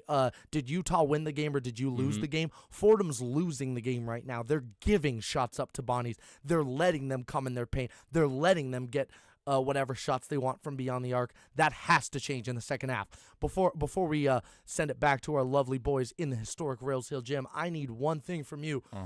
Besides Antrell Charlton, who we both probably keyed in on, who's someone on either side, on either team that you can see that the listeners at home should look for in the second half? Well, Fordham's been bad from behind the arc all season. I'm not even going to look out there. I'm going to go right back to the guy I mentioned a little earlier, Abdu. I think he really needs to make a difference in this paint and take it away from a complete onslaught on all parts of the court and say, all right, we're going to own this part of the court, try to beat us now. Those threes are going to go down. They're not going to miss 1 3 the whole game. They're going to keep missing threes. We got to get the rebounds off those misses. And Noel Brown, 10 points in the paint right now, 4 for 5. It's his paint right now. It's got to switch to Abdu's for the Rams. I'm looking at the only guy on the Rams with less minutes than Touch Money Trell. I'm looking at another one of Brooklyn's finest, Jameer Tripp. Need to see more minutes from Don't Run, Don't Trip himself. I mean, he probably has the highest ceiling of anyone I've seen come through this gym since DQ. I say you let him off the leash. I say you let him run, especially in a game where you need to win and you need to try some new things out because whatever you're trying isn't working. I say let Trail and Tripp cook. But that is going to do it for us here at WFUV Studios for the one-on-one halftime report for Evan Harkin. I'm Chaz McAdams. Fordham down 44-27 at the half, sending it back to Kris Pursiainen and the Lou Orlando at the historic Rose Hill Gym for the second half.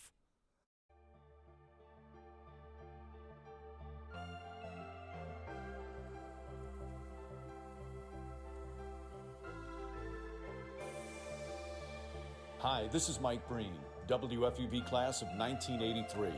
WFUV is the flagship station of Fordham Athletics with live coverage of Fordham football, Fordham men's and women's basketball, in addition to Saturday one-on-one. Stay right here on 90.7 FM for all things WFUV sports.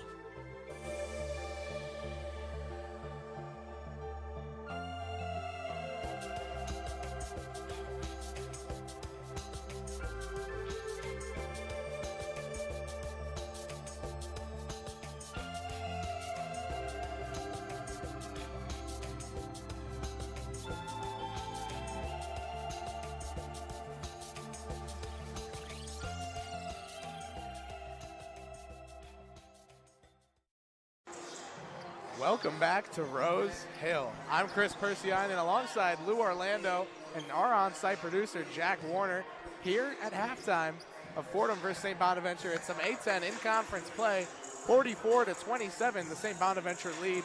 Lou, we just heard from our wonderful halftime crew, Chaz and Evan, about what went down here during the first half. What was something that stood out to you? Now, I'll ask Chaz's question to you. Who's someone that's got to stand out in this second half if Fordham is going to mount a comeback?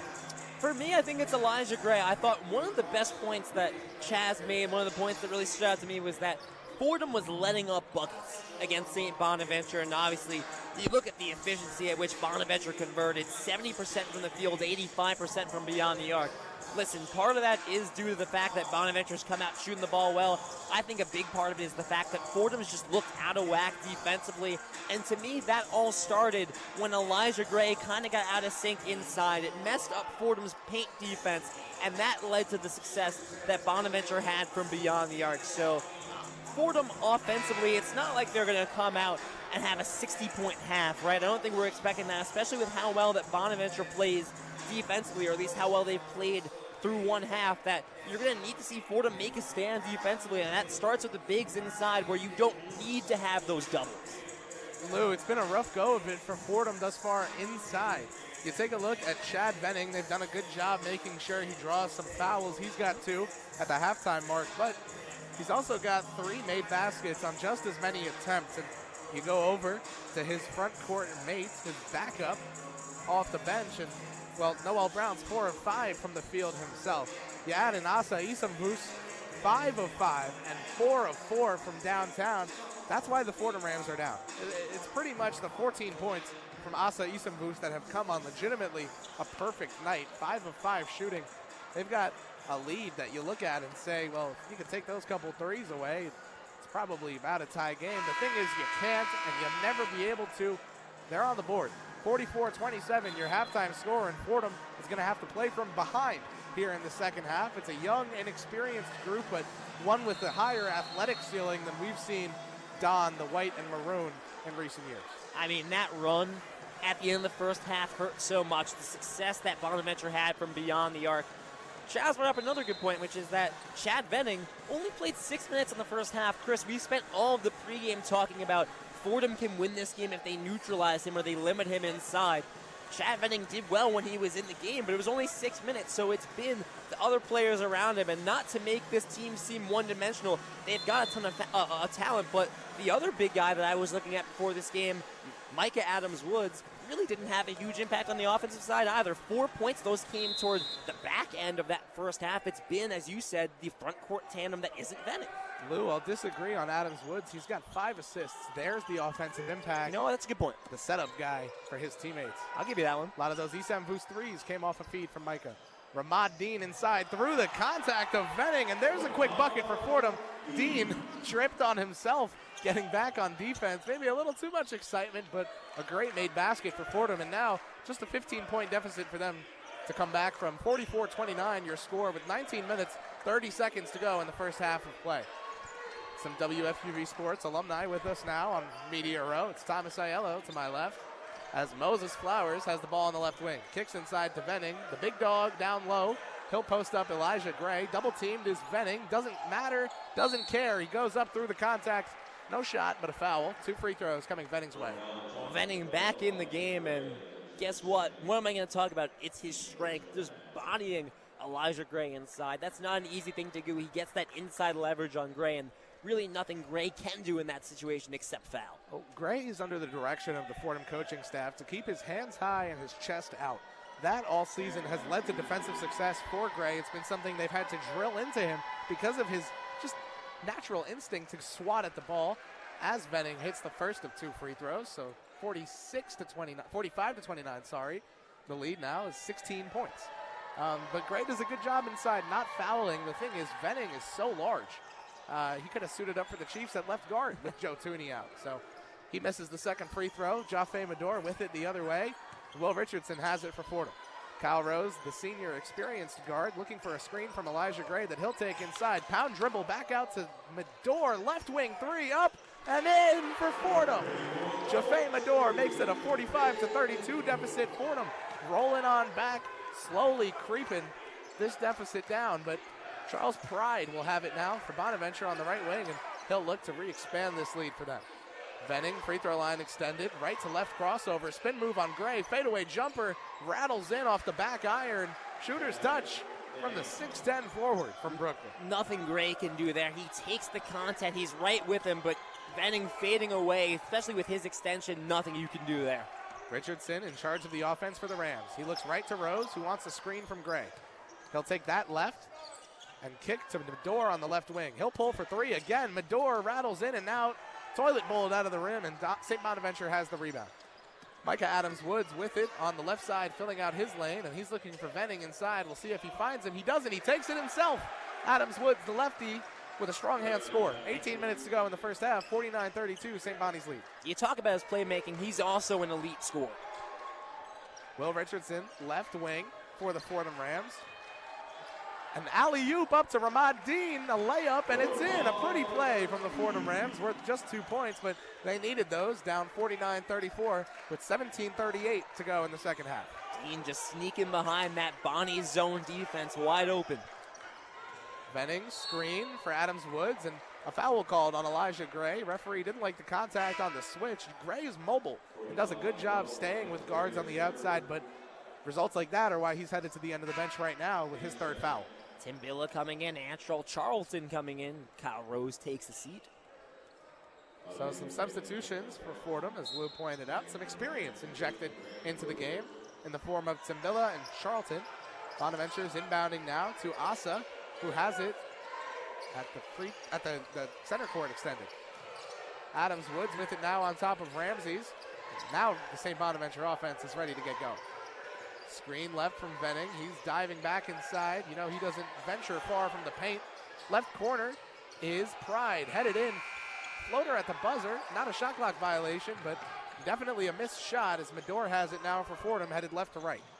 Turnover by Medor right into the hands of Charles Pride, and Adams Woods looks left for Asa. Another 3-pointer up and in for Asa. Isam Boos, 5 of 5 for the night from downtown, 6 of 6 from the field. And St. Bonaventure has a 52-34 lead off the perfect shooting of Asa Isambus. Ramad Dean, left wing now for Fordham, kicks to Richardson. Entry into the post for Abdul Samilla, who has the bigger Venning on him. Back out to Charlton. He wants to pull from way downtown. Antrell Charlton from Astoria, Queens. Wowza! Chaz and Evan both talked about Charlton as a player to watch in this second half. They need him to get going, and he buries a deep straight on 3. Micah Adams Woods begging for the basketball. Moses Flowers doesn't go his way. It's over to Pride, who bounces it into Venning inside. Right side, Asa. It's good again. 6 of 6 from downtown, 7 of 7 from the field. I'm speechless at Asa Isamvus. And Venning had a matchup with Jaffe Medor inside. He chose to kick out. Medor step back, finds Richardson on the right wing. And now it's Charlton with it, playing guard for the Rams. Charlton right to left, looks at Simbilla outside. He won't shoot the 3. Richardson will. Pulls up, no good. off several sides of the rim, and now St. Bonaventure has it. McAdams Woods, the guard from Syracuse, headed the other way. It's Flowers, step-back jumper from 3. Air ball from Flowers. Richardson headed left to right, barreling down the lane, goes up, blocked at the rim by Venning, rebounded by Bonaventure. Here they go, it's Charles Pride. He'll pull up in transition from downtown. Toilet bowl into the hands of Antrell Charlton. Keep it moving is Will Richardson. Move on Venning, shift team, gets it inside off the glass. 2 points for Will Richardson, and now 55-39 is the St. Bonaventure lead. 15 minutes, 10 seconds to go in your second half of play. McAdams Woods on top of Ramsey's, probing the defense. It's Elijah Gray and Zach Riley waiting to check in for the Rams, but Richardson helping on the perimeter defense on the court for now. Venning, stolen away by Timbilla, but a foul first. Now, and I'm not sure about, again, Chad Venning, what he does is he brings the ball down to his waist a lot, and that's something that when you watch Keith Ergo conduct practices, he doesn't want his bigs doing a lot of that. So Venning brings it down to the waist, and Abdu sees that, tries to knock it out, and they've called that a couple times. I'm not sure that that's a clear foul, but one of the things you said to me before this game is this game will in part be decided by how quick the refs are with the whistle, and it feels like the refs have been quick with the whistle when it comes to that reach and stuff. They've allowed contact with post play, but any type of reach in going for the ball, they've been quick to pull the whistle. Anything they deem as unnatural contact has been whistled, and as the fans attempt a full court punt into the shoe of Keith Ergo, you're listening to Fordham men's basketball on WFUV Sports. We'll be right back after this.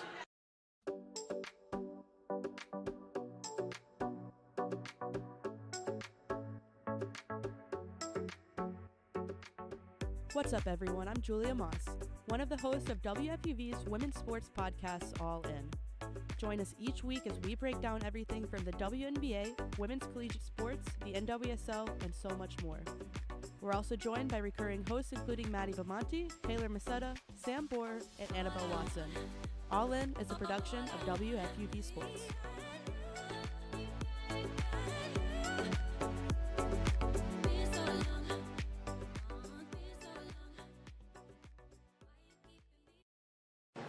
Welcome back to the Roseville Gymnasium. I'm Kris Pursiainen alongside Lou Orlando and our on-site producer, Jack Warner. It's a 55-39 lead for the St. Bonaventure Bonnies over your Fordham Rams with 14 minutes and 56 seconds to go in the second half of play. Lou, some scoring here from both sides, upping the ante a little bit in terms of the offensive energy, but it's not really translating into any sort of a reduced deficit for the Fordham Rams. What have been your takeaways from this early play in the second half? Fordham looks better offensively. There's no doubt in my mind. And Will Richardson, the last couple of possessions, he's looked very quick. Even that tried to split defenders and get through when he got blocked. Like, he's been quick. He's created chances for him offensively. Medora's hit a three. They look like they're operating at a higher level, and that's good to see. Unfortunately, the defense hasn't taken any kind of a step forward. They're still allowing way too many open looks. They're allowing second chances, and I think the thing that stuck out to me was Venning in the paint had the ability to back down the much smaller Medora. He chose to kick out, and they got into the hands of Isam Vus, who hit his 6th three of the game. So obviously 6 for 6 from deep from Asa Isam Vus, not something Fordham expected. He's up to 20 points already. It's been a big reason for this Bonaventure lead, and it doesn't matter how well Fordham plays offensively. If you don't stop the Bonnies down at the other end, you're not going to make any kind of headway. Well, Isam Vus now has raised his three-point percentage by 3.5 points for the season in just tonight's game. From 30% to 33.5% was Asa Isam Vus, the 6 of 6 shooter from downtown. St. Bonaventure basketball, 14:46 on the game clock, 55-39, your score, a Bonnie's lead. Here's Adams Woods now looking for a teammate. It's Pride in the right corner for three, way short. Referee calls the whistle. There's some sort of contact under the basket. Again, they're calling an arm bar. I couldn't really, are they calling that on Aquovo? That's Elijah Gray's third foul, I think, is when they whistled that. I mean, Lou, I again, don't know who the call was on. The referees are quick to show it to the scorer's table and then turn away, but definitely St. Bonaventure basketball. McAdams Woods with nearly loses the inbound. He got a hold of it with two hands and has it now for St. Bonaventure. Foul wasn't unbooked. Step back three from Adams Woods is good, but the play was blown dead before it went in. The referee is saying there's a foul off the ball on Elijah Gray. Again, Lou, just bedlam here at Rose Hill. No idea what the referees have going on. Elijah Gray being prodded by his teammates to get back to his side of the court. Referees are indeed saying the foul was on Gray off the ball before the made step back three from Adams Woods, who had the bigger Akuovo switched on him on the perimeter and decided to tango with him from outside. Shot's going to be no good. It's still 55-39. The referees are our favorite word, Lou, deliberating at center court. They are certainly deliberating. Yeah, to recap all this, the first foul of this whole sequence was called on Akuovo, and then this one called on Gray. So either way, that still gets Gray up to 3 personal fouls, and maybe a lucky foul there because that was a made three. So Antrell Charlton, the leader of the Fordham contingent, demanding answers from the officials draped in their black and white stripes. I wouldn't mind some answers either. I've been a little confused these last couple seconds. At the Paradise Jam, Miles and I had an arrangement with the referees there where so long as they stopped by TV first, they'd come stop by radio after and let us know what happened. Where are those guys at? You know, it's tough, right, because they got to go over to the other side. The scorer's table is across from us, so that's a lot of walking, and I get it, a lot of cardio and whatnot, but, I mean, we're doing our jobs just as much. Nobody more important than the listeners at home, Lou, and they need to know what's happening. That's my mindset. The people need to know. It's all for the people. St. Bonaventure's basketball, 58-39. They counted Adams Woods' step back three from the right wing, so a 3-point field goal for Adams Woods, number 3 himself on the play before. And here's that same matchup. Adams Woods with Akuovo on him on the perimeter, poked away by Dean. It's Fordham basketball off the knee of Micah Adams Woods. Lou, let's recap. A foul inside, a step back three from Adams Woods at the same time. The foul's charged to Elijah Gray, who's on the bench with 3 fouls. The three-pointer counted and went St. Bonaventure's way. Brilliantly done. We'll see if Elijah Gray has 4 when he checks back in. Our onside producer, Jack Warner, says he does. Antrell Charlton, three-pointer from the left corner, blown dead before the shot even went up because of a foul. So Fordham turns it over. St. Bonaventure basketball. They're saying number 14, Albie Evans, was who committed the foul. I don't think that's true. I don't think that's right. That can't be right. It's not. So Micah Adams Woods now with it for St. Bonaventure. The referees in a conundrum of their own, trying to figure out who's on the court. And the Bonnies with the ball on the right side. Here's Charles Pride from Syracuse on top of Ramses. He's taking it right to left now. Asa Isambus wanted to shoot it from 3. He doesn't. Takes his time, steps in, and a miss. A surprising miss for Asa Isambus, but followed up by an off-ball foul from Noel Brown. This time the extracurricular contact whistled against St. Bonaventure. So it'll be Fordham basketball. I was going to say, ladies and gentlemen, we finally have a miss from Isambus. It only took 8 shots to get there. My goodness, 20 points, and finally he misses a shot. The foul that they called on Albie Evans was actually attributed to Zach Riley, in case our listening audience was wondering. So just thought I'd throw that out there. Referee meant to throw up a 3 with his hand. Numbers are hard. Opted for 4. I mean, just a game time decision there. Jaffe Medor putting up 4 fingers of his own to call out a play for the Fordham Rams. Akuovo screen left. Medor rejects, takes it inside, floats it up and in. He's got it for Fordham, 58-41. The Ram deficit, 13-20 to go in the second half. And this game is as back and forth as a race, Lou. Adams Woods with it on top of Ramses, probing the defense, standing dribble on Zach Riley. Riley out of the rotation for several games this season, finds himself in now to provide some point of attack defense, but it's Venning driving in on Akuovo. He lost it. Akuovo whistled for the contact. And that we just talked about the way they've been calling fouls, any type of reach in that they consider unnecessary or unnatural, they're going to call. To me, that's the most blatant of. That was clearly a foul by Akuovo, and in a position where getting back down by Venning, just not the position to reach out there. Well, Fordham with 7 team fouls now in this half, so it's Chad Venning at the free throw line because the Bonnies are in the 1-and-1 bonus. Venning, the big man, has demonstrated some touch, and he does once again. Free throw rattles in off the front, the back, the right side, and then the back side again of the iron before finding the bottom of the net. Venning up to double-digit scoring figures now, and Lou, this is his 13th game of his last 14 that he's had double-digit points. Second free throw. 6 straight, 2. Second free throw, good for Venning. Sorry to cut you off. No, it's all right. 60-41 your score. 13 minutes left on your game clock, and Antral Charlton's got the basketball. It's to Zach Riley in the right corner, but nothing doing for Fordham, so they'll reset. Akawovo left to Medor, and he'll go to set a screen for Medor now. Fordham's offense will reset a third time. Medor driving in on Venning, puts it up through contact, no good. Offensive rebound from Akawovo, and it's a whistle. It'll stay Fordham because of a foul on number 32, Chad Venning. That's his third. Chad Venning once again in foul trouble, have been able to get through these 8 minutes without really getting into any type of issues. And now Noel Brown set to come in. Venning will go back to the bench, but I mean, if you remember in the first half, Venning going to the bench ultimately led to Bonaventure's best basketball of the half. It allows them to play at a higher pace, Lou, which in the first half was their best showing. Medor wanted to pull from three, but doesn't. Shows some self-restraint and drives inside for the better bucket. It's knocked away, but it'll stay with Fordham. 12 minutes, 32 seconds left in the second half. St. Bonaventure's lead 60-41. Excellent defense by Woods there. Medor looks a little bit quicker in this half, I think. Kind of went unnoticed in that first half. Didn't take a big enough charge of the offense, and they were trying to drive the line. Just a great stop. Well, it's Fordham basketball, and Antral Charlton's driving in from the left side. He'll have to throw something up, and he does. Air ball knocked out of bounds by Ramad Dean. It'll go St. Bonaventure's way, but the athletic play from Dean stops there from being any sort of fast break for the Bonnies. I guess an advantage for the Rams based on the pace of play with Venning on the bench. I mean, certainly with the way that Bonaventure has wanted to run today, which is get down quick, get the ball inside, find those openings, force Fordham to double in places. Anytime you can stop a transition, the better. Antral Charlton before the play called out Noel Brown to Ramad Dean. Dean said, "You get him," and Charlton did. He just stole the ball from him on a pass. Charlton out to Dean, who wants Will Richardson at the top of the key. Right wing three from Antral Charlton. Far left air ball. Charlton looking at the referee, looking for a call, but I didn't see any contact. Now to Asa Isamvus. He runs into his own teammate, and Antral Charlton is called for a foul on that.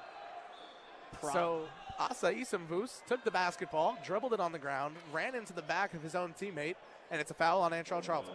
Prine sets the screen there, and what Charlton's going to do is he's going to give him a full-out shove on the shoulder, send him into Asa Isamvus, and yeah, he probably can't do that. No, not allowed. Pride with a 1-and-1 coming up because the Fordham Rams have committed 8 fouls this half. First one is good, so he'll get a second. Pride up to 3 points on the night. Now make it 4. It's been a very quiet game for Charles Pride. We haven't talked about him a ton, but he's been one of their best players this year, averaging 12 a game, leads them in rebounds. And what's interesting about Pride's rebounding is that he's 23rd amongst active D1 players in career rebounds. Only 2 guards have more than him. It's Baylor Shireman from Creighton and Christian Ray from Delaware. So Pride makes the most of his 6'4 frame. 6.8 rebounds per game. It's not every day you see a guard lead a team in rebounding, but that's what Pride has done this season. Especially with someone like Venning out there. Charlton with it now for Fordham. 11:50 to go on the game clock, and Ramad Dean will pull from the left wing. No good is the 3, and it's rebounded, no surprise, by Pride. Charles Pride now heading right to left for the Bonnies. Whip pass over to Banks the third, and St. Bonaventure will slow things down. Here's Pride, left wing. Akawovo stuck out there on an island with him. Pride will drive in right on Akawovo, and it's blocked away. Akawovo's volleyball swats it in bounds, but it's whistled out of bounds, and now Akawovo is going to need to give Ramad Dean some help up from the ground. And that ball got batted up a couple different times, and had it been in play, I think it would have been a prime opportunity for Bonaventure to get some points, but they called the out of bounds. Well, Lorenzo Rosenkind is in the building. Fordham did need an outside hitter and a middle blocker, and they would have that going for them. The thing is, this is basketball. It is, no doubt. Well, 62-41, your score, and we've got to hear from Evan Harkin with the scoreboard update. So, we'll see you in just a bit, not before we send things to our Rose Hill studios. You're listening to Fordham men's basketball on WFUV Sports. The one-on-one scoreboard. The Seoul A10 game getting lots of love this Valentine's Day. Red Hot Richmond having a ton of trouble with the UMass Minutemen. UMass leading the Spiders at half in Virginia by a score of 37-24. Inbounding to the NBA floor, Paolo Banchero stalling the Knicks' magical first quarter. Orlando leads 65-55 at half with 21 from their 21-year-old star. The 76ers can't take the heat in Miami, especially without Joel Embiid. Jimmy Buckets in Miami leading them 62-60 at half. Headband Tatum and the Boston Celtics giving the Nets no luck so far as they dominate Brooklyn 41-17 at home, and the Houston Rockets unable to take off early on against the Grizzlies. Memphis leads this one 15-9. I'm Evan Harkin with your one-on-one scoreboard update.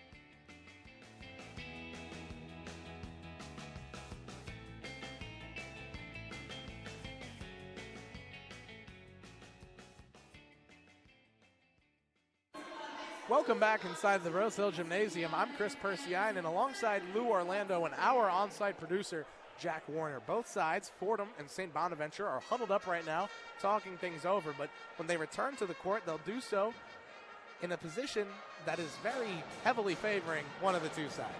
Well, you got Fordham trailing right now, if my math serves, by 21 points, which is one of the largest margins we've seen in this game. And I'm not even sure if Fordham necessarily has enough time, enough juice to really mount a comeback here, but if anything's going to happen, it's got to start right now, right? 11 minutes, 30 seconds left in this half. You have to find a way to change the tide somehow, because you're on the verge of losing yet another game at home in conference play, and you start looking at the standings, and you got Fordham 10th in the A10. You're trying to get into that top 9 and get that first round bye. It's not going to be easy. You have 2 games separating 5th place and 12th place in the A10. So all these teams mulled together. Every loss is magnified. Every win is magnified. And right now, Fordham very much in danger of dropping another game. Yeah, and Fordham, a team that struggled offensively this season, as Noel Brown gets an easy 2 to go inside for St. Bonaventure to make it a 64-41 lead as 11 minutes and 20 seconds remain on the clock. Fordham struggled offensively this season, but defense, the real struggle for them, like we said earlier. 226th best in the nation in terms of defensive stoppage. That's not great. And Keith Ergo looking disappointed on the sidelines. Makes sense, as Bonaventure has 11 minutes to add on to their 64-point total. Fordham turning the ball away completely unforced as I speak. Leads to another Bonnie's possession. 11 minutes to go in the second half. They still lead 64-41. Stolen away by Timbilla, and now Fordham's got it back. Lou, maybe a chance here for redemption. Will Richardson, 3-point shot. Swish! Good from downtown as Will Richardson, 64-44. Your score now here at Rose Hill, and Fordham deploying the full court press. Charles Pride with it, double teamed by Medor and Riley. He kicks out to the paint. It's caught by Noel Brown. Timbilla providing rim protection there, and so the Bonnies reset. Charles Pride driving in on Tripp. Turnaround, hook shot, air ball. Rebound, Noel Brown. Put back, Noel Brown. 2 points, St. Bonaventure. Might have been a foul there as well, but it went uncalled. 66-44, the lead. 10 minutes, 10 seconds to go in the second half, and the Bonnies have all but run away with this one. Medor out to Timbilla on the perimeter. You know the Bonnies will leave him open. He drives in and lays it in off the glass. Abdou Timbilla putting the ball on the floor. You like to see him get mobile. 66-46 makes it a 20-point deficit for Fordham once again, and McAdams Woods has realized that the clock is his new best friend, so he'll slow things down at center court. 16 seconds left on the shot clock. Adams Woods has Richardson on him now and drives inside. 10 seconds to go, and wow, another three-pointer for St. Bonaventure from the hands of Darrell Banks III. 69-46, your score now, Luke. Banks III, he struggled this season shooting the basketball. He's seen his scoring go down a tremendous amount. He's seen himself out of the starting lineup, but he hits a big 3 there. Jameer Tripp with it now for Fordham. He finds Jaffe Medor. Bounce pass back inside to Tripp. Shots up and no good, but a blocking foul called against St. Bonaventure. It's number 3, Micah Adams Woods with the infraction. I want to call attention to Bonaventure's three-point shooting one more time. They average just over 8 a game. They're already at 10 three-pointers made today, 10 for 14, highly efficient and high volume. This is not a team that is known to shoot the three-pointer in bunches like this, but it's been open and they've let it ride. Well, the most threes the Rams have had made against them this season was 12 by NJIT, and the upset here at Rose Hill is Jameer Tripp's first free throw is nothing but net. Now, St. Bonnie's 10 three-pointers made thus far tonight, 2 more. They've got 9 minutes to do it, and they tie that NJIT total. I think they might even surpass it today, Chris, at least the way the shooting's been looking today. Well, Richmond made 8 of 14 three-pointers for a 57% mark. That's the highest that has been tallied against the Rams this season, St. Bonaventure is 10 of 14 thus far. That's much higher. 71%. 71%. It's a big deal. Jameer Tripp's second free throw is good. As we said earlier, he's one of the better charity stripe shooters on this Rams squad. So now the St. Bonaventure lead is 69-48. The ball is inbounded to Barry Evans, who just had one of the more ridiculous carries I've seen go uncalled. And Noel Brown kicks it out to Banks now, outside. Banks, entry pass into Noel Brown. Simbilla providing rim protection. And that's going to be a blocking foul on Abdou Simbilla, preventing Brown from moving in any direction, which, not allowed. And we've seen the majority of these post fouls come when Fordham goes to reach for the basketball. That's one of the few where just the actual post defense, the contact from Simbilla trying to stop Brown from being inside, you have to imagine it's frustrating for these Fordham bigs right now. This entire Bonaventure offense has been sparked by their strength inside and the attention that they're drawing. 69-48, the St. Bonaventure lead, and Noel Brown earned himself a second free throw by making his first. He's 3 of 4 tonight from the line. Lou, back to the record sheet. Adam Hess of NJIT made 4 3-pointers earlier this season as the second free throw goes down for Brown. Asa Isamvus, the new record holder against the 24 Fordham Rams with 6. Fordham basketball, Zach Riley, red as a tomato, dribbling up the court quick. Here he is looking for a screen from Simbilla. Now Abdou wants it inside, but he won't get it. Riley has it poked away by Flowers, keeps it pushing, and Simbilla has the ball now for Fordham. Richardson driving baseline under the basket, bounce pass into the hands of Darrell Banks III. It's a St. Bonaventure fast break, but they'll slow it down because, again, Lou, the clock's on their side. Asa Isamvus from downtown, and his 7th three of the night is cash. That was actually one of the more contested threes he's taken today, but it doesn't matter. He's got the height, he's got the extension, and he's got the touch. Well, Asa Isamvus, 7 of 8 from the floor, now 8 of 9. And just so much three-point success, but Kyle Rose wants some of his own. 74-51, the Bonaventure lead with 8 minutes, 10 seconds to go. Kyle Rose with a three-pointer there. Gets him in the score column a little more significantly, but 3 points isn't necessarily significant. And need more than 3 to get back in this game, Chris. Well, 6 points total now for Rose as St. Bonaventure kicks inside to Brown. It's a turnover. It'll be Fordham basketball. It's going to be a media timeout. Lou, before we send it to break, your impressions of that last couple minutes of basketball. I mean, Bonaventure continues to pour on the pressure.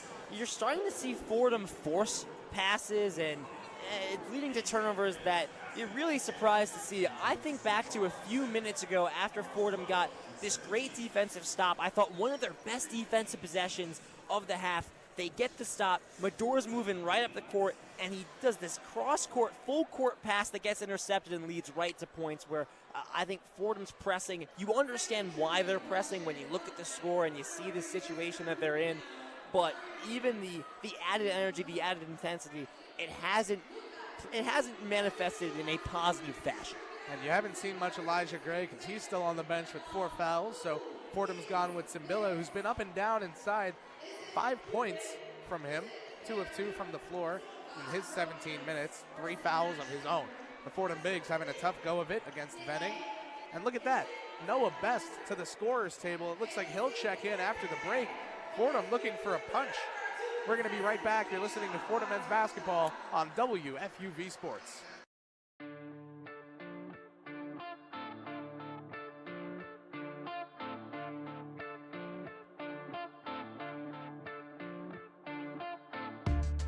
What's going on, guys? I'm Jack Warner, one of your New York Rangers beat reporters for the 2023-2024 NHL season.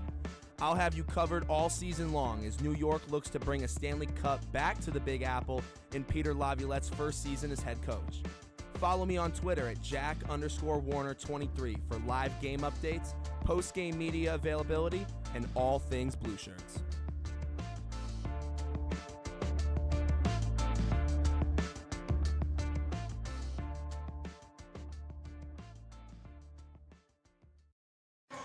Welcome back to Rose Hill Gymnasium in the Bronx, New York. I'm Kris Pursiainen alongside Lou Orlando, our analyst tonight, and you're watching Or actually, you're listening to Fordham Rams men's basketball. There's an Maybe they're all-time- listening and watching. The game's on TV too. They might be doing both. Maybe they're watching the thumbnail on YouTube. That's big. It's a good thumbnail. 7 Shout out minutes. Julia Moss.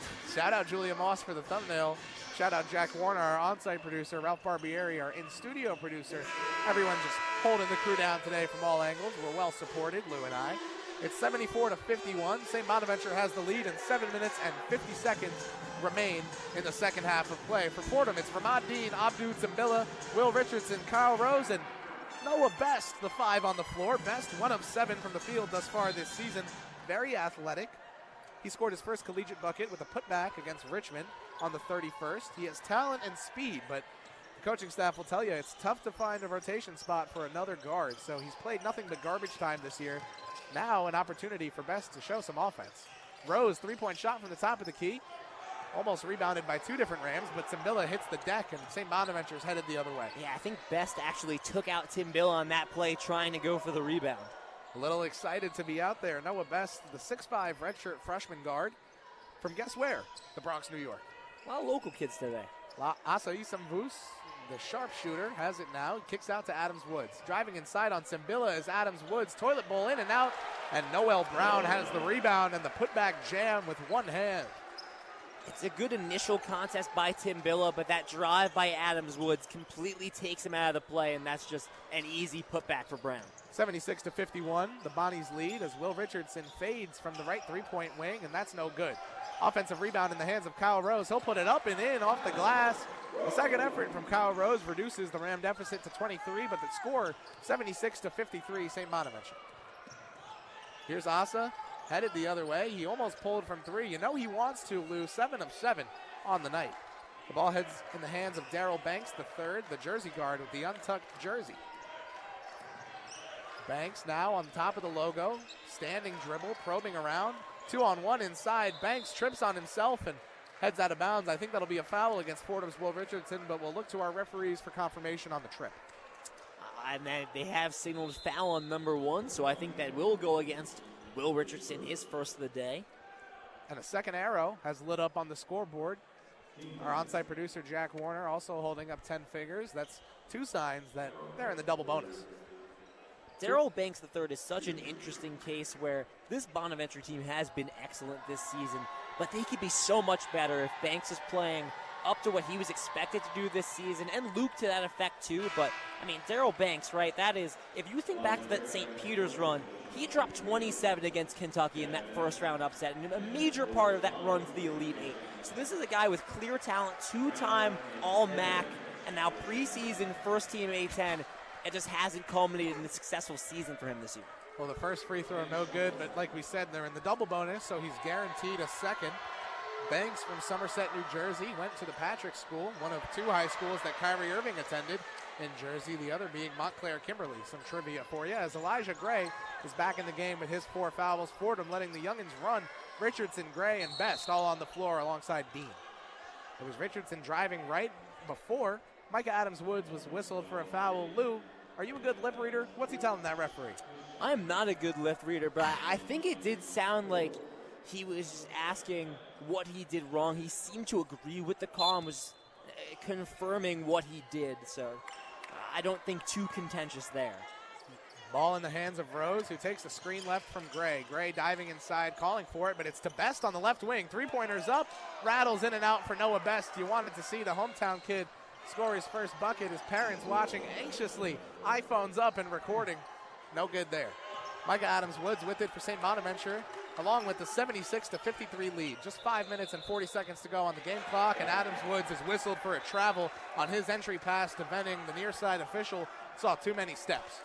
I mean, great defensive pressure there by Richardson. It's, there's been flashes of good defense here by the Fordham Rams. It just hasn't been consistently.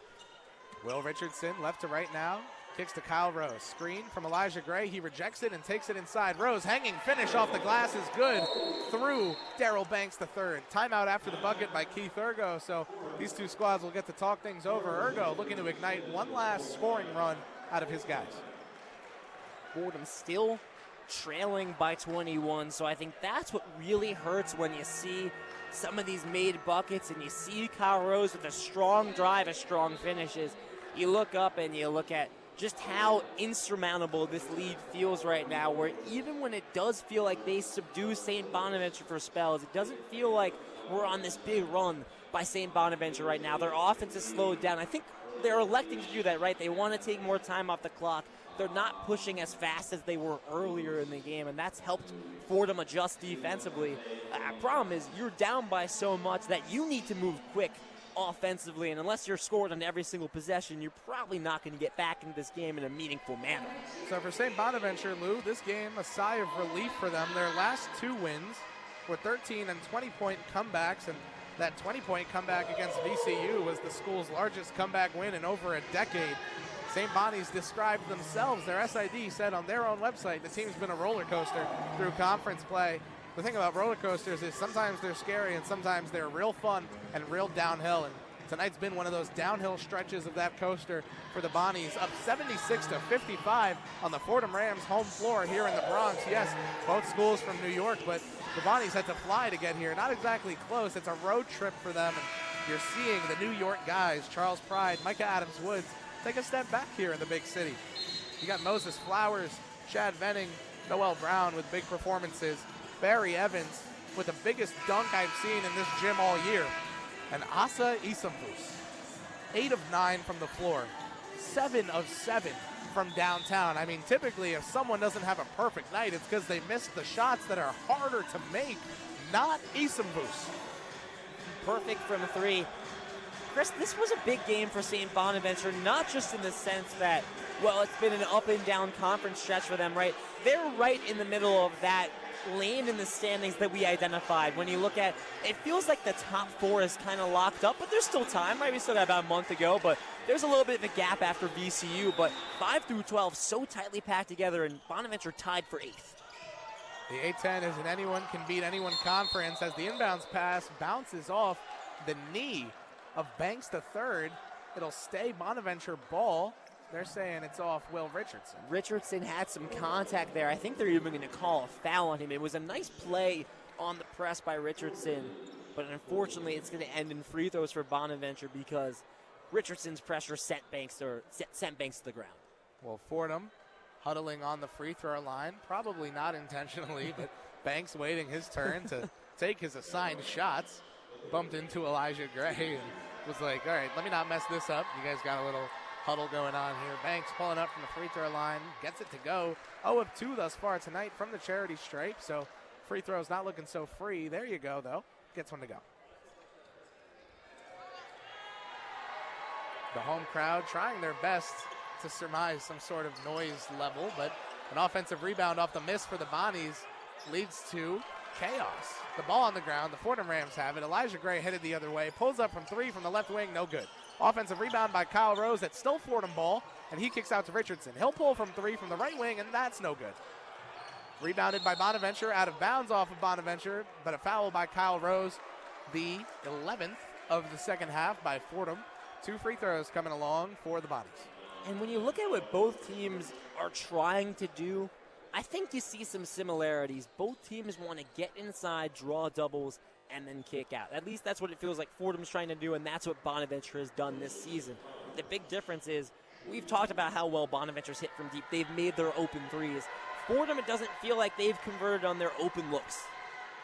So the first free throw, no good from Moses Flowers. Now 0 of 1 at the line. 4 points, 6 rebounds, 2 assists for Flowers. Doing his best to stuff the stat sheet in a couple different areas. And now you see Fordham subbing out some of their more consequential players in Richardson and Dean in favor of the reserves. You've got Noah Best, Jaffe Mador, Kyle Rose, Jameer Tripp, and Eli Gray out there. A mix of starters and reserves. Basically the first and third units combining for the lineup here. Jameer Tripp waiting for it on the left wing and gets it from Rose. Kicks to Mador, and now he'll curl around the screen. Gray wants to drive inside. 1-2, step through, no good, off the rim. Offensive rebound by Jameer Tripp, who rallies the basketball, puts it up through Venning, and he's whistled for the contact. Venning's jaw just dropped, comically so, at the call. It was can't like a believe cartoon, Chris. You ever seen Brian Griffin in Family Guy? Just have yeah, that was a good pull. That's what just happened there. Well, Jaffe Medor going over for a quick huddle up, two-man huddle with Keith Ergo, and Jameer Tripp, the freshman, will shoot from the free throw line. What strikes me most about Tripp, how many fouls he draws just by existing on the court. He's so physical, 6'6", 230 to start the season, but you take a look at his frame now, I'd venture to guess he's 6'6", 210, 215 at this point in the year. He's really slimmed down. He still has that strong frame, and as his third free throw of the day finds net, he's perfect from the line, 3 for 3. He's clearly got some touch. Well, we were joking before the game because Charles Pride is a guy that looks a little bit older than college age. Jameer Tripp doesn't look like a freshman, right? And I think you see that in this game. Jameer Tripp looks now like Kyle Rose does in his 5th year with the program. It's pretty funny. Venning, full court pass, gets it. Foul by Medor and 1 for Chad Venning. 4 minutes, 48 seconds to go. In honor of the Super Bowl, the full court touchdown pass into the hands of Chad Venning results in an and 1 finish. So 80-57, the Bonaventure lead. And Lou, Fordham allows 73.6 points per game. That number will go up after tonight.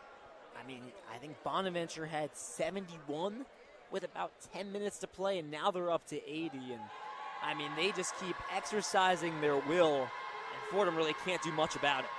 Venning, free throw, cash. He's 4 of 5 from the line tonight. 81-57, the St. Bonaventure lead. 4 minutes, 40 seconds remaining in the second half. Jaffe Medor, hard dribble drive, now in the hands of Elijah Gray. He wants to pull from 3, but finds a curling Kyle Rose. Kicks inside, and the shot's no good. It's blocked away by Bonaventure, so headed the other way is McAdams Woods with one heck of a lead in the basketball. He's on top of Ramsey's. Noah Best doing his best to stifle. Poking and prodding his best, but he doesn't want to get whistled for a foul. 16 seconds left on the shot clock. Ball goes inside to Venning. Medor caught on the jump, rebounded by Venning. He had his own miss and then was called for a foul. So Venning, I think, will go to the line for 2 more. And that is the case. And we opened this broadcast talking about the strength of Chad Venning, and it looks like we might close this broadcast talking about it as well, because right now, Venning out there, and really the only huge big for Fordham, Elijah Gray, and he hasn't really been able to get over and defend Venning in the post, and so Venning is really just moving Fordham defenders with ease and drawing fouls, making baskets. It's fun to watch if you're a Bonaventure fan, I'm sure. St. Bonaventure must have liked your analysis there, Lou. They bought you some extra time, tried subbing someone in before the first free throw. They had to undo that. It's Asa Isamvus headed to the bench. You have to think his night is done. And just take a look at the stat sheet here, folks. I think it speaks for itself. Venning's second free throw, no good, pulled down by Gray. But Isamvus, 8 of 9 from the floor, 7 of 7 from 3, a game high, 23 points. Elijah Gray down the other way, 2 points off the backboard. Fordham's deficit, 82-59. 4 minutes to go in the second half, and St. Bonaventure is playing with nothing but a cushion. McAdams Woods has it. Now it's in the hands of Chad Venning. Pull up Jimbo, no good.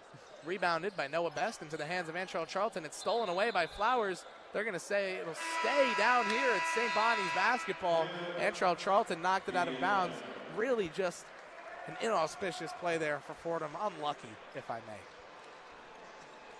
Well, 82-59, your score. 3 minutes, 49 to go in the second half, and we've arrived at our second media timeout of the second half. That means you folks are going to get to hear a scoreboard update from Evan Harkin around the world of sports. So you're listening to Fordham men's basketball on WFUV Sports. We'll be right back. The one-on-one scoreboard.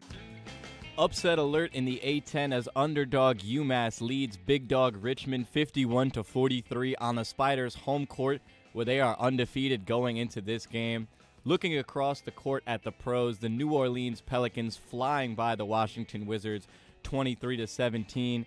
Tyrese Maxey needs a buddy to help him against the Heat, and Buddy Hield is that guy. He's got 17 so far as they lead the Heat 71-68. The Toronto Raptors hunting down the Indiana Pacers in Canada wraps up 55-52. The Chicago Bulls bullying the Cavaliers in their own territory in the third. Bulls lead 49-43, and the Knicks looking as slim as their rotation is right now. They can't hang with Orlando and their Magic. Knicks down 67-81. I'm Evan Harkin with your one-on-one scoreboard update.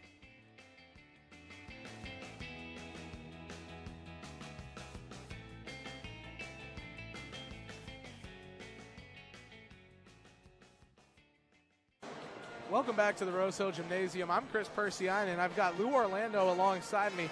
breaking down the A-10 conference action between the Fordham Rams and the St. Bonaventure Bonnies. Thus far, Fordham isn't able to stop many of the Bonaventure attacks.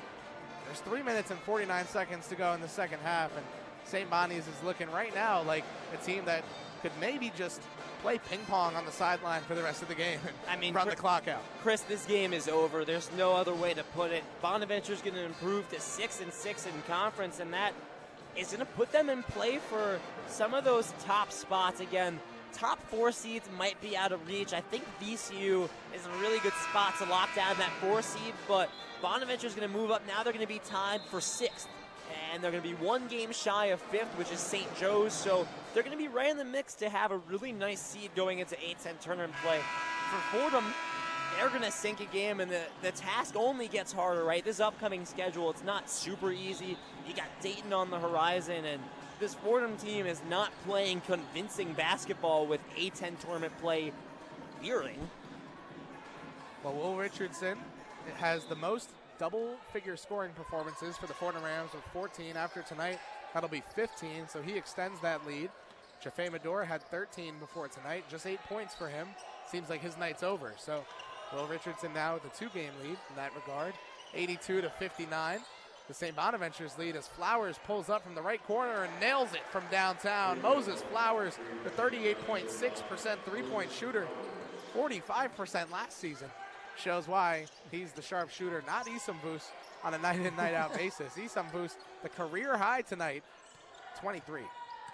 Charlton now working the mid-range. Pull-up jumper over Banks the third, no good. Jameer Tripp jockeying for position in the ball, but can't get either, and it's in the hands of St. Bonaventure. Micah Adams-Woods, the guard from Syracuse, New York, will slow things down, get it over to Barry Evans. Darrell Banks the third now on the left wing, kicks over to Flowers. Just about every Bonnie has touched the ball here. And now everyone has. It's Venning, the 5th of the Bonnies to touch the ball inside. Almost turns it over, but it'll stay St. Bonaventure basketball. Very slow-paced game here. It's as if someone came in with a comically large syringe and just sucked all the energy out of this gym. There's none left. I mean, you can tell that Fordham's lifeless. It's a nice job by Charlton to knock the ball away from Venning.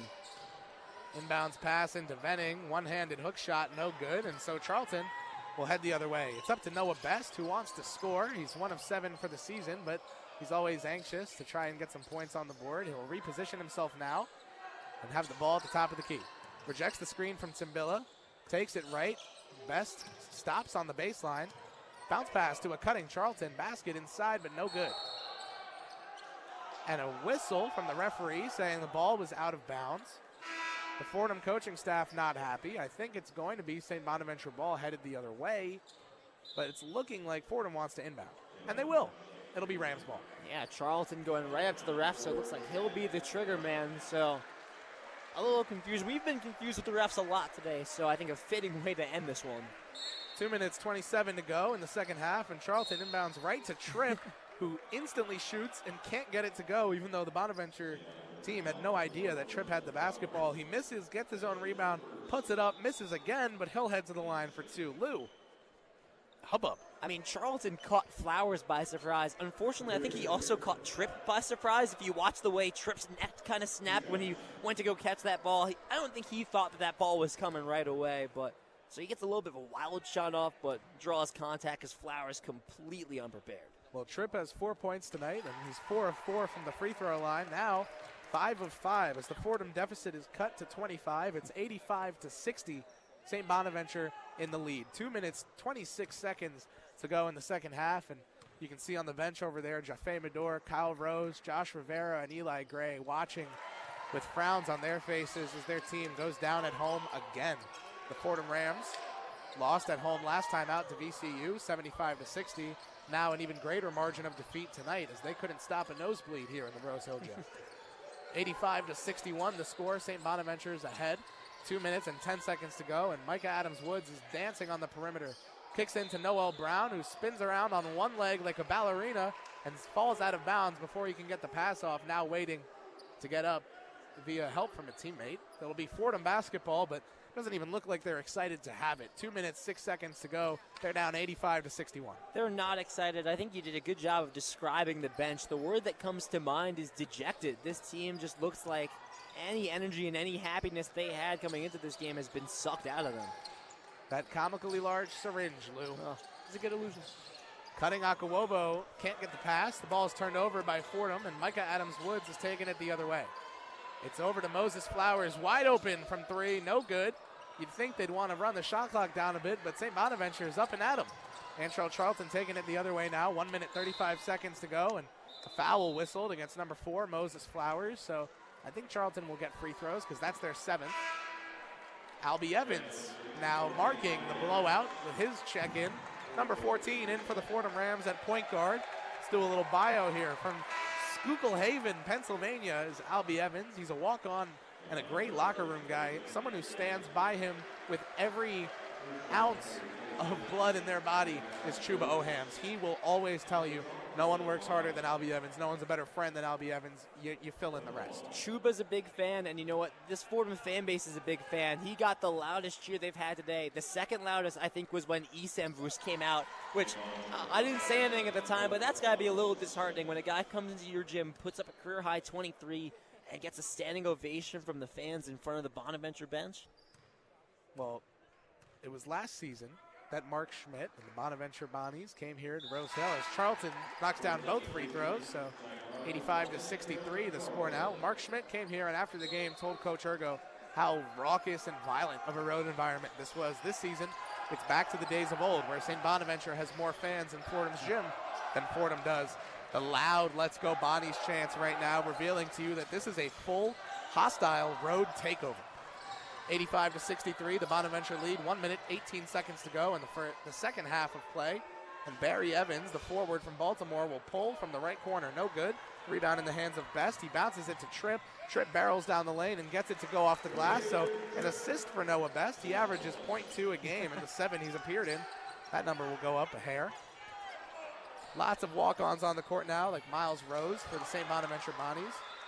Both teams essentially conceding that this one's over. Zach Riley with a turnover, so that'll be St. Bonaventure basketball. And you see for the Bonnies, number 21, Melian Martinez is checking in. He's from Santo Domingo in the Dominican Republic, redshirted his freshman season, but won the St. Bonaventure Integrity Award. So it has to feel good for him getting recognized off the court now this season, able to contribute a bit on the court in situations like this. Jameer Tripp with it now for Fordham. He likes that mid-range pull-up. He'll step through and kick out to Noah Best. The bail. Best hesitant on the perimeter, now driving inside. Bucket is good off the glass. Noah Best horizontal in midair, gets it to go. His bomb is up and waving. You love to see moments like that in games like these. 85-67, Bonnies over Rams. 25 seconds on the game clock, and St. Bonaventure's just got to run this thing out. 20 seconds on the game clock, 18 seconds on the shot clock. This is over. Daryl Banks III, standing dribble on top of Ramses, and he'll dribble out this clock. You think maybe he'll throw a shot up because the game clock has 0.5 seconds more on it than the shot clock, but it looks like he'll just take the turnover and the referees will blow the game over. 30-second shot clock violation, 0.6 seconds left. Fordham Rams basketball. Zach Riley will unceremoniously inbound it to Albie Evans, who bounces the ball at the near side referee and decides to just end the game. No shot attempt for Fordham, but it wouldn't have done much if they had taken one. A make would have reduced it to a 15-point loss if they had drained the half quarter. Just a tough outing today for the Fordham Rams. Again, a poor defensive showing, allowing 85 points. That'll raise their average of 73.6 on the season. And having a look at the home crowd, I know it's Valentine's Day, but Wednesday night students have classes. Valentine's Day, students have dates. It was a tough night for the crowd to make it out, and they need to do a better job of showing up. I think no doubt, right, this is one of the least attended games that Fordham's had this year, and it sucks to see, right? Well, we're here now with Fordham Rams assistant coach Trey Woodall. Coach, not the result you wanted in that game, but we did get to see some younger Rams get some court time. Noah Best out there at the end. What did you see from him? I got the same expectations for him as we do on the rest of our team. Those guys came in, and we expect a full 40 minutes. We wanted those guys to come in and just play as hard as they can, and that's what we saw from those guys. But we got to be better. But we want to give a ton of credit to St. Bonaventure, right? But we beat those guys on their home court the first time we played them. But they came out prepared, right? They made some adjustments. Coach Schmidt is a great coach, but they got this one. They stole this one today. when you look at what they did offensively, led by Isam Vusin, 23 points, but 60% from the field, 67% from deep. Just what did they do to pick you guys apart? I mean, to be honest, like we got us in some scrambles. And a guy like that we can't allow him to go 7 for 7. He's a really good shooter, and we didn't do our job tonight. We didn't do our job tonight. The points in the paint, there was a discrepancy at first. You guys caught up in the second half, but where there's still a bit of a gap is in second chance points. They had 8 more than you guys. How do you deliver a message after a game like this to the guys to keep crashing the glass going forward? Yeah, we just gotta play as hard as we can for 40 minutes. We gotta be able to get that first, right? We gotta be able to get that there first before we can take care of anything else. So the statistics doesn't really matter. We gotta get our guys to play as hard as they can for 40 minutes. Coach, you guys threw out another outing for Elijah and Ramad, the younger front court. The athleticism they bring is a different look. How did that look to you tonight, and especially in the early outing of the game? I mean, it just wasn't enough. I mean, those guys came in there and they fought their tails off, but it just wasn't enough. You know, we need a full 40-minute game, and tonight we wasn't able to do that. Coach, thank you so much for joining us. That's Trey Woodall, the Fordham Rams men's basketball team and of Patterson, New Jersey. So, Coach, thanks so much for taking the time. And Lou, to break down this matchup, I mean, the scoreboard says enough, right? The extent to which St. Bonaventure was able to score the ball is indicative of both a great shooting day for them and a poor defensive performance from Fordham. The scoreboard says it, and I think Coach Woodall said it a little bit too when he said we didn't do enough, and I think that's going to be the theme of this game. We kind of highlighted at the first break when Fordham was down 5. You looked at how efficient Bonaventure had been, and Fordham had struggled to get the offense going, and I think you looked at that and you said, if Fordham doesn't start to get things going on both sides, this game's going to get away from them, and the defense only got worse. The offense picked up at times, but this game really was done early in the second half. Fordham just lost the juice. I think it's interesting when you talk about the lack of fans, right? We talk about Rose Thrill, and this year, for whatever reason, even when there have been people, there's not the same energy, there's not the same juice. I think you could take everything that you just said about the fans and apply it to this team. It hasn't had the same energy. It hasn't had the same juice that it had last year. And I think it's showing time and time again. They've had some nice wins here and there, but it's been inconsistent basketball. Coach Ergo hasn't been able to get his guys to play the brand of basketball that he wants them to play game in and game out.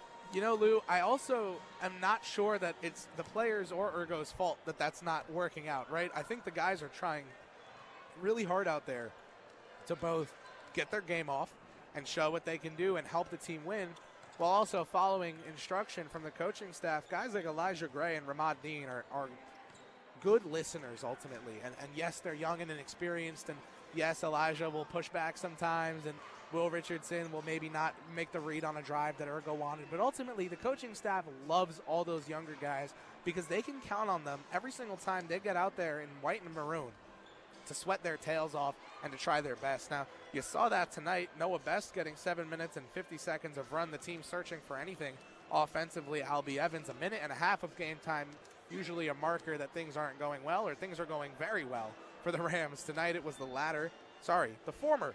And that the Bonaventure Bonnies went 6 of 7 from 3 in the first half, 12 of 18 from 3 on the night. That is 67% from downtown. Lou, it's good if you shoot 40% from 3. St. Bonaventure shot 67% from 3. That's uncanny. I mean, Fordham came into today with the 6th worst three-point efficiency allowed.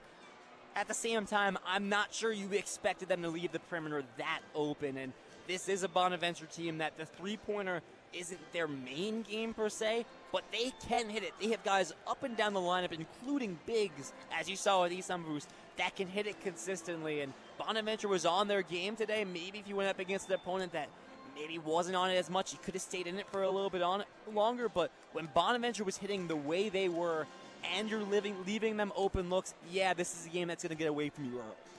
Well, Lou, we're looking at the score here. Your final, a lot to a little, 85-67.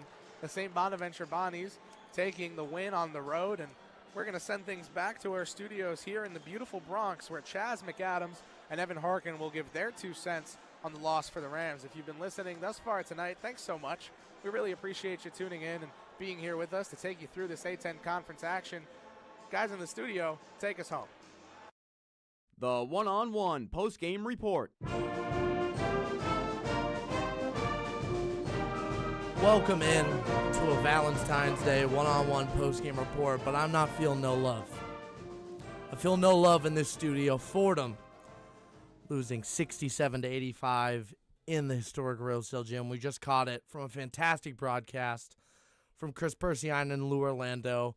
Probably did their jobs to the highest extent in that building. I don't know, maybe there was a cameraman that hit some tight angles, but don't really care about that because Fordham just lost by almost 20 to a team that I was expecting a nail-biter from on February 14th. I'm Chaz McAdams in here with Evan Harkin. Evan, what do we think? Like you said, no love. I would say heartbroken is how I feel on this Valentine's Shattered. Day. Not heartbroken because they lost. Heartbroken by the way they played, the way they lost, the lack of adjustments going into the second half. You know, winning and losing is an outcome. You can look at that after, but looking at the things that we didn't do, they're really bad because it's hustle and attitude, and those are things that, like we were talking about during the game, this Fordham team was supposed to be known for maybe not the best offensive play, but were known earlier in the season as guys that could run you off the three-point line, guys that owned the paint. We saw none of that. Almost a identity list Fordham Rams team today. It just is losses like this leaving with so many questions. Mm-hmm.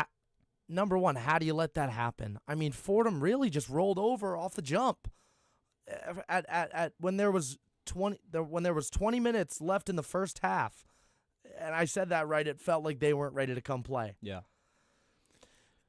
20-point loss. They had the same amount of possessions. So what that tracks to me is they're not getting good shots, and we know that. We can see the shot chart right in front of us. I mean, Fordham taking an absurd amount of threes. Just a ridiculous amount of threes.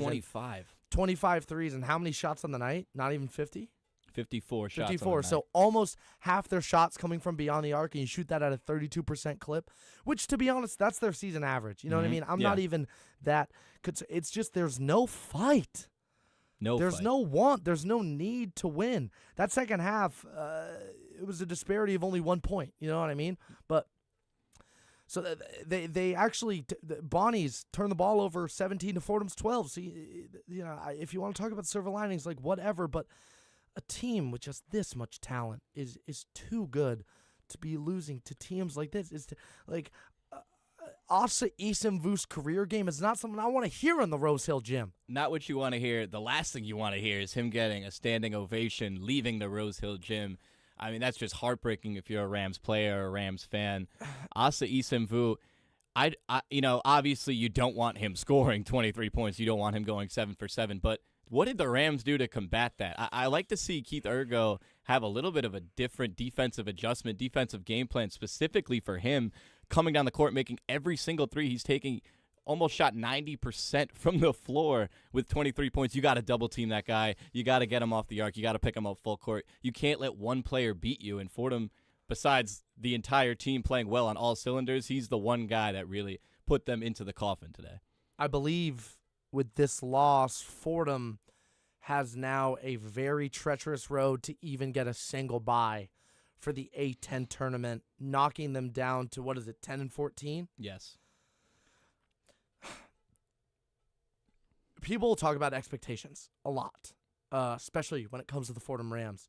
And a lot of people forget that there were 3 future pros on the squad last year in Moore, Quisenberry, and Nowitzki. Mm-hmm. That doesn't excuse letting up 80 points at home. That doesn't excuse having people shoot open gym numbers, manager game numbers, Guinness Book of World Record attempt numbers on your home floor. That doesn't excuse a lack of defensive effort that I haven't seen since I don't think I'll see since tonight's game of Detroit Mercy versus IUPUI. Shout out 0-26. It's a kind of basketball that makes me understand why people don't like it. Yeah. It's a kind of basketball that I can understand why the stands are lacking on a Wednesday night, why I can understand why kids are going into Manhattan instead of staying in the Bronx to watch us play Cornell. My thing, Evan, is that there's no way that you can cultivate Rose Thrill with losses like this, and I don't think it starts – we got to pick up some momentum in any way, shape, or form. I think momentum and finding an identity, I think, is huge. I mean, I loved seeing earlier in the game when there was a loose ball and the refs had, Kris Pursiainen what do you say, AirPods? with a great call saying you got to take apart an Apple AirPod. Yeah. That's an Apple headphone. That's the exact way it looked. Fordham Rams not wanting to get off the floor, not wanting to get off the ball, having a little attitude. But that all seemed to go away, which is the exact opposite of what we want. You want that to turn up when you're losing the game a little bit. You want this Fordham defense, which we've seen be twice as good in the past. A stat that I think kind of supports that they were maybe playing too aggressive of defense is that they had more steals, they had more turnovers, and they had less points off of turnovers because they were so bad on the offensive end, and they were so quick to get up there and maybe try to pick a pocket, maybe try to jump a passing lane, that it leaves so many open interior and exterior shots for great shooters. Fordham may have gotten the steals, they may have gotten the blocks, but I need to see the defense that doesn't show up in the box score. Move the feet. I need to see the defense that people say, what do you mean they had a good defensive game? You got to watch game tape. I need some feet moving. I need some active hands. I need some better communication. I need no missed doubles. I need something different than the products we've seen on the hardwood from our Fordham Rams, because for me, this season is obviously different than what people expected. Again, we talked about expectations. Apart from that, you kind of have to find it within yourself. You can't define yourself by what other people expect you to do as a team. You got to define it by the 18 guys in the locker room, the 7 or so guys on the staff, even like the 6 or so managers. You got to define it within your program. Close off the doors, you know what I mean? Yeah. Draw the shades and find it within yourself to get some wins. It doesn't matter what people think you should do, or outside of your program. You only should be as good as you can take yourself to be, and I think Fordham is kind of getting in their own head about that. 100%, and I think they need someone to step up and be a leader on this team. We saw it with DQ last year. Every year someone steps up a little bit and emerges from the crowd. This Fordham team's like one big crowd. Everybody almost wants to be the same. There's nobody coming up and saying, guys, we got to hustle a little more, and then showing it by going and diving on these balls, scratching and clawing for rebounds. There's nobody really showing it to put faith in the rest of the team to do it. We need a role model out there to help this young team get to the spot they need to be eventually. And I was almost pro that preseason and early in the season. I liked the depth. Yeah. I liked the death by 1,000 paper cuts, as I call it, that we can slot anyone in wherever we want and kill you. We got 10 guys that can go score. Right now we don't have any guys that can go score. 0. Fordham needing to find an identity, coming off a pretty big loss, 85-67 to the St. Bonaventure's Bonnies. That is going to do it for us tonight in the studio. WFUV Sports Director is Bobby Chaffardini. On highlights, there's Ashley Went, the engineer making our graphics look so good, Joe Henry. The producer tonight, the man behind the boards, the phantom in the rafters, Ralph Barbieri. On-site producer extraordinaire, Jack Warner, Kris Pursiainen, and Lou Orlando, putting together a great broadcast. On updates, my guy Evan Harkin, and myself, Chaz McAdams. That'll be it for us tonight. WFUV Sports one-on-one post-game show. Good night.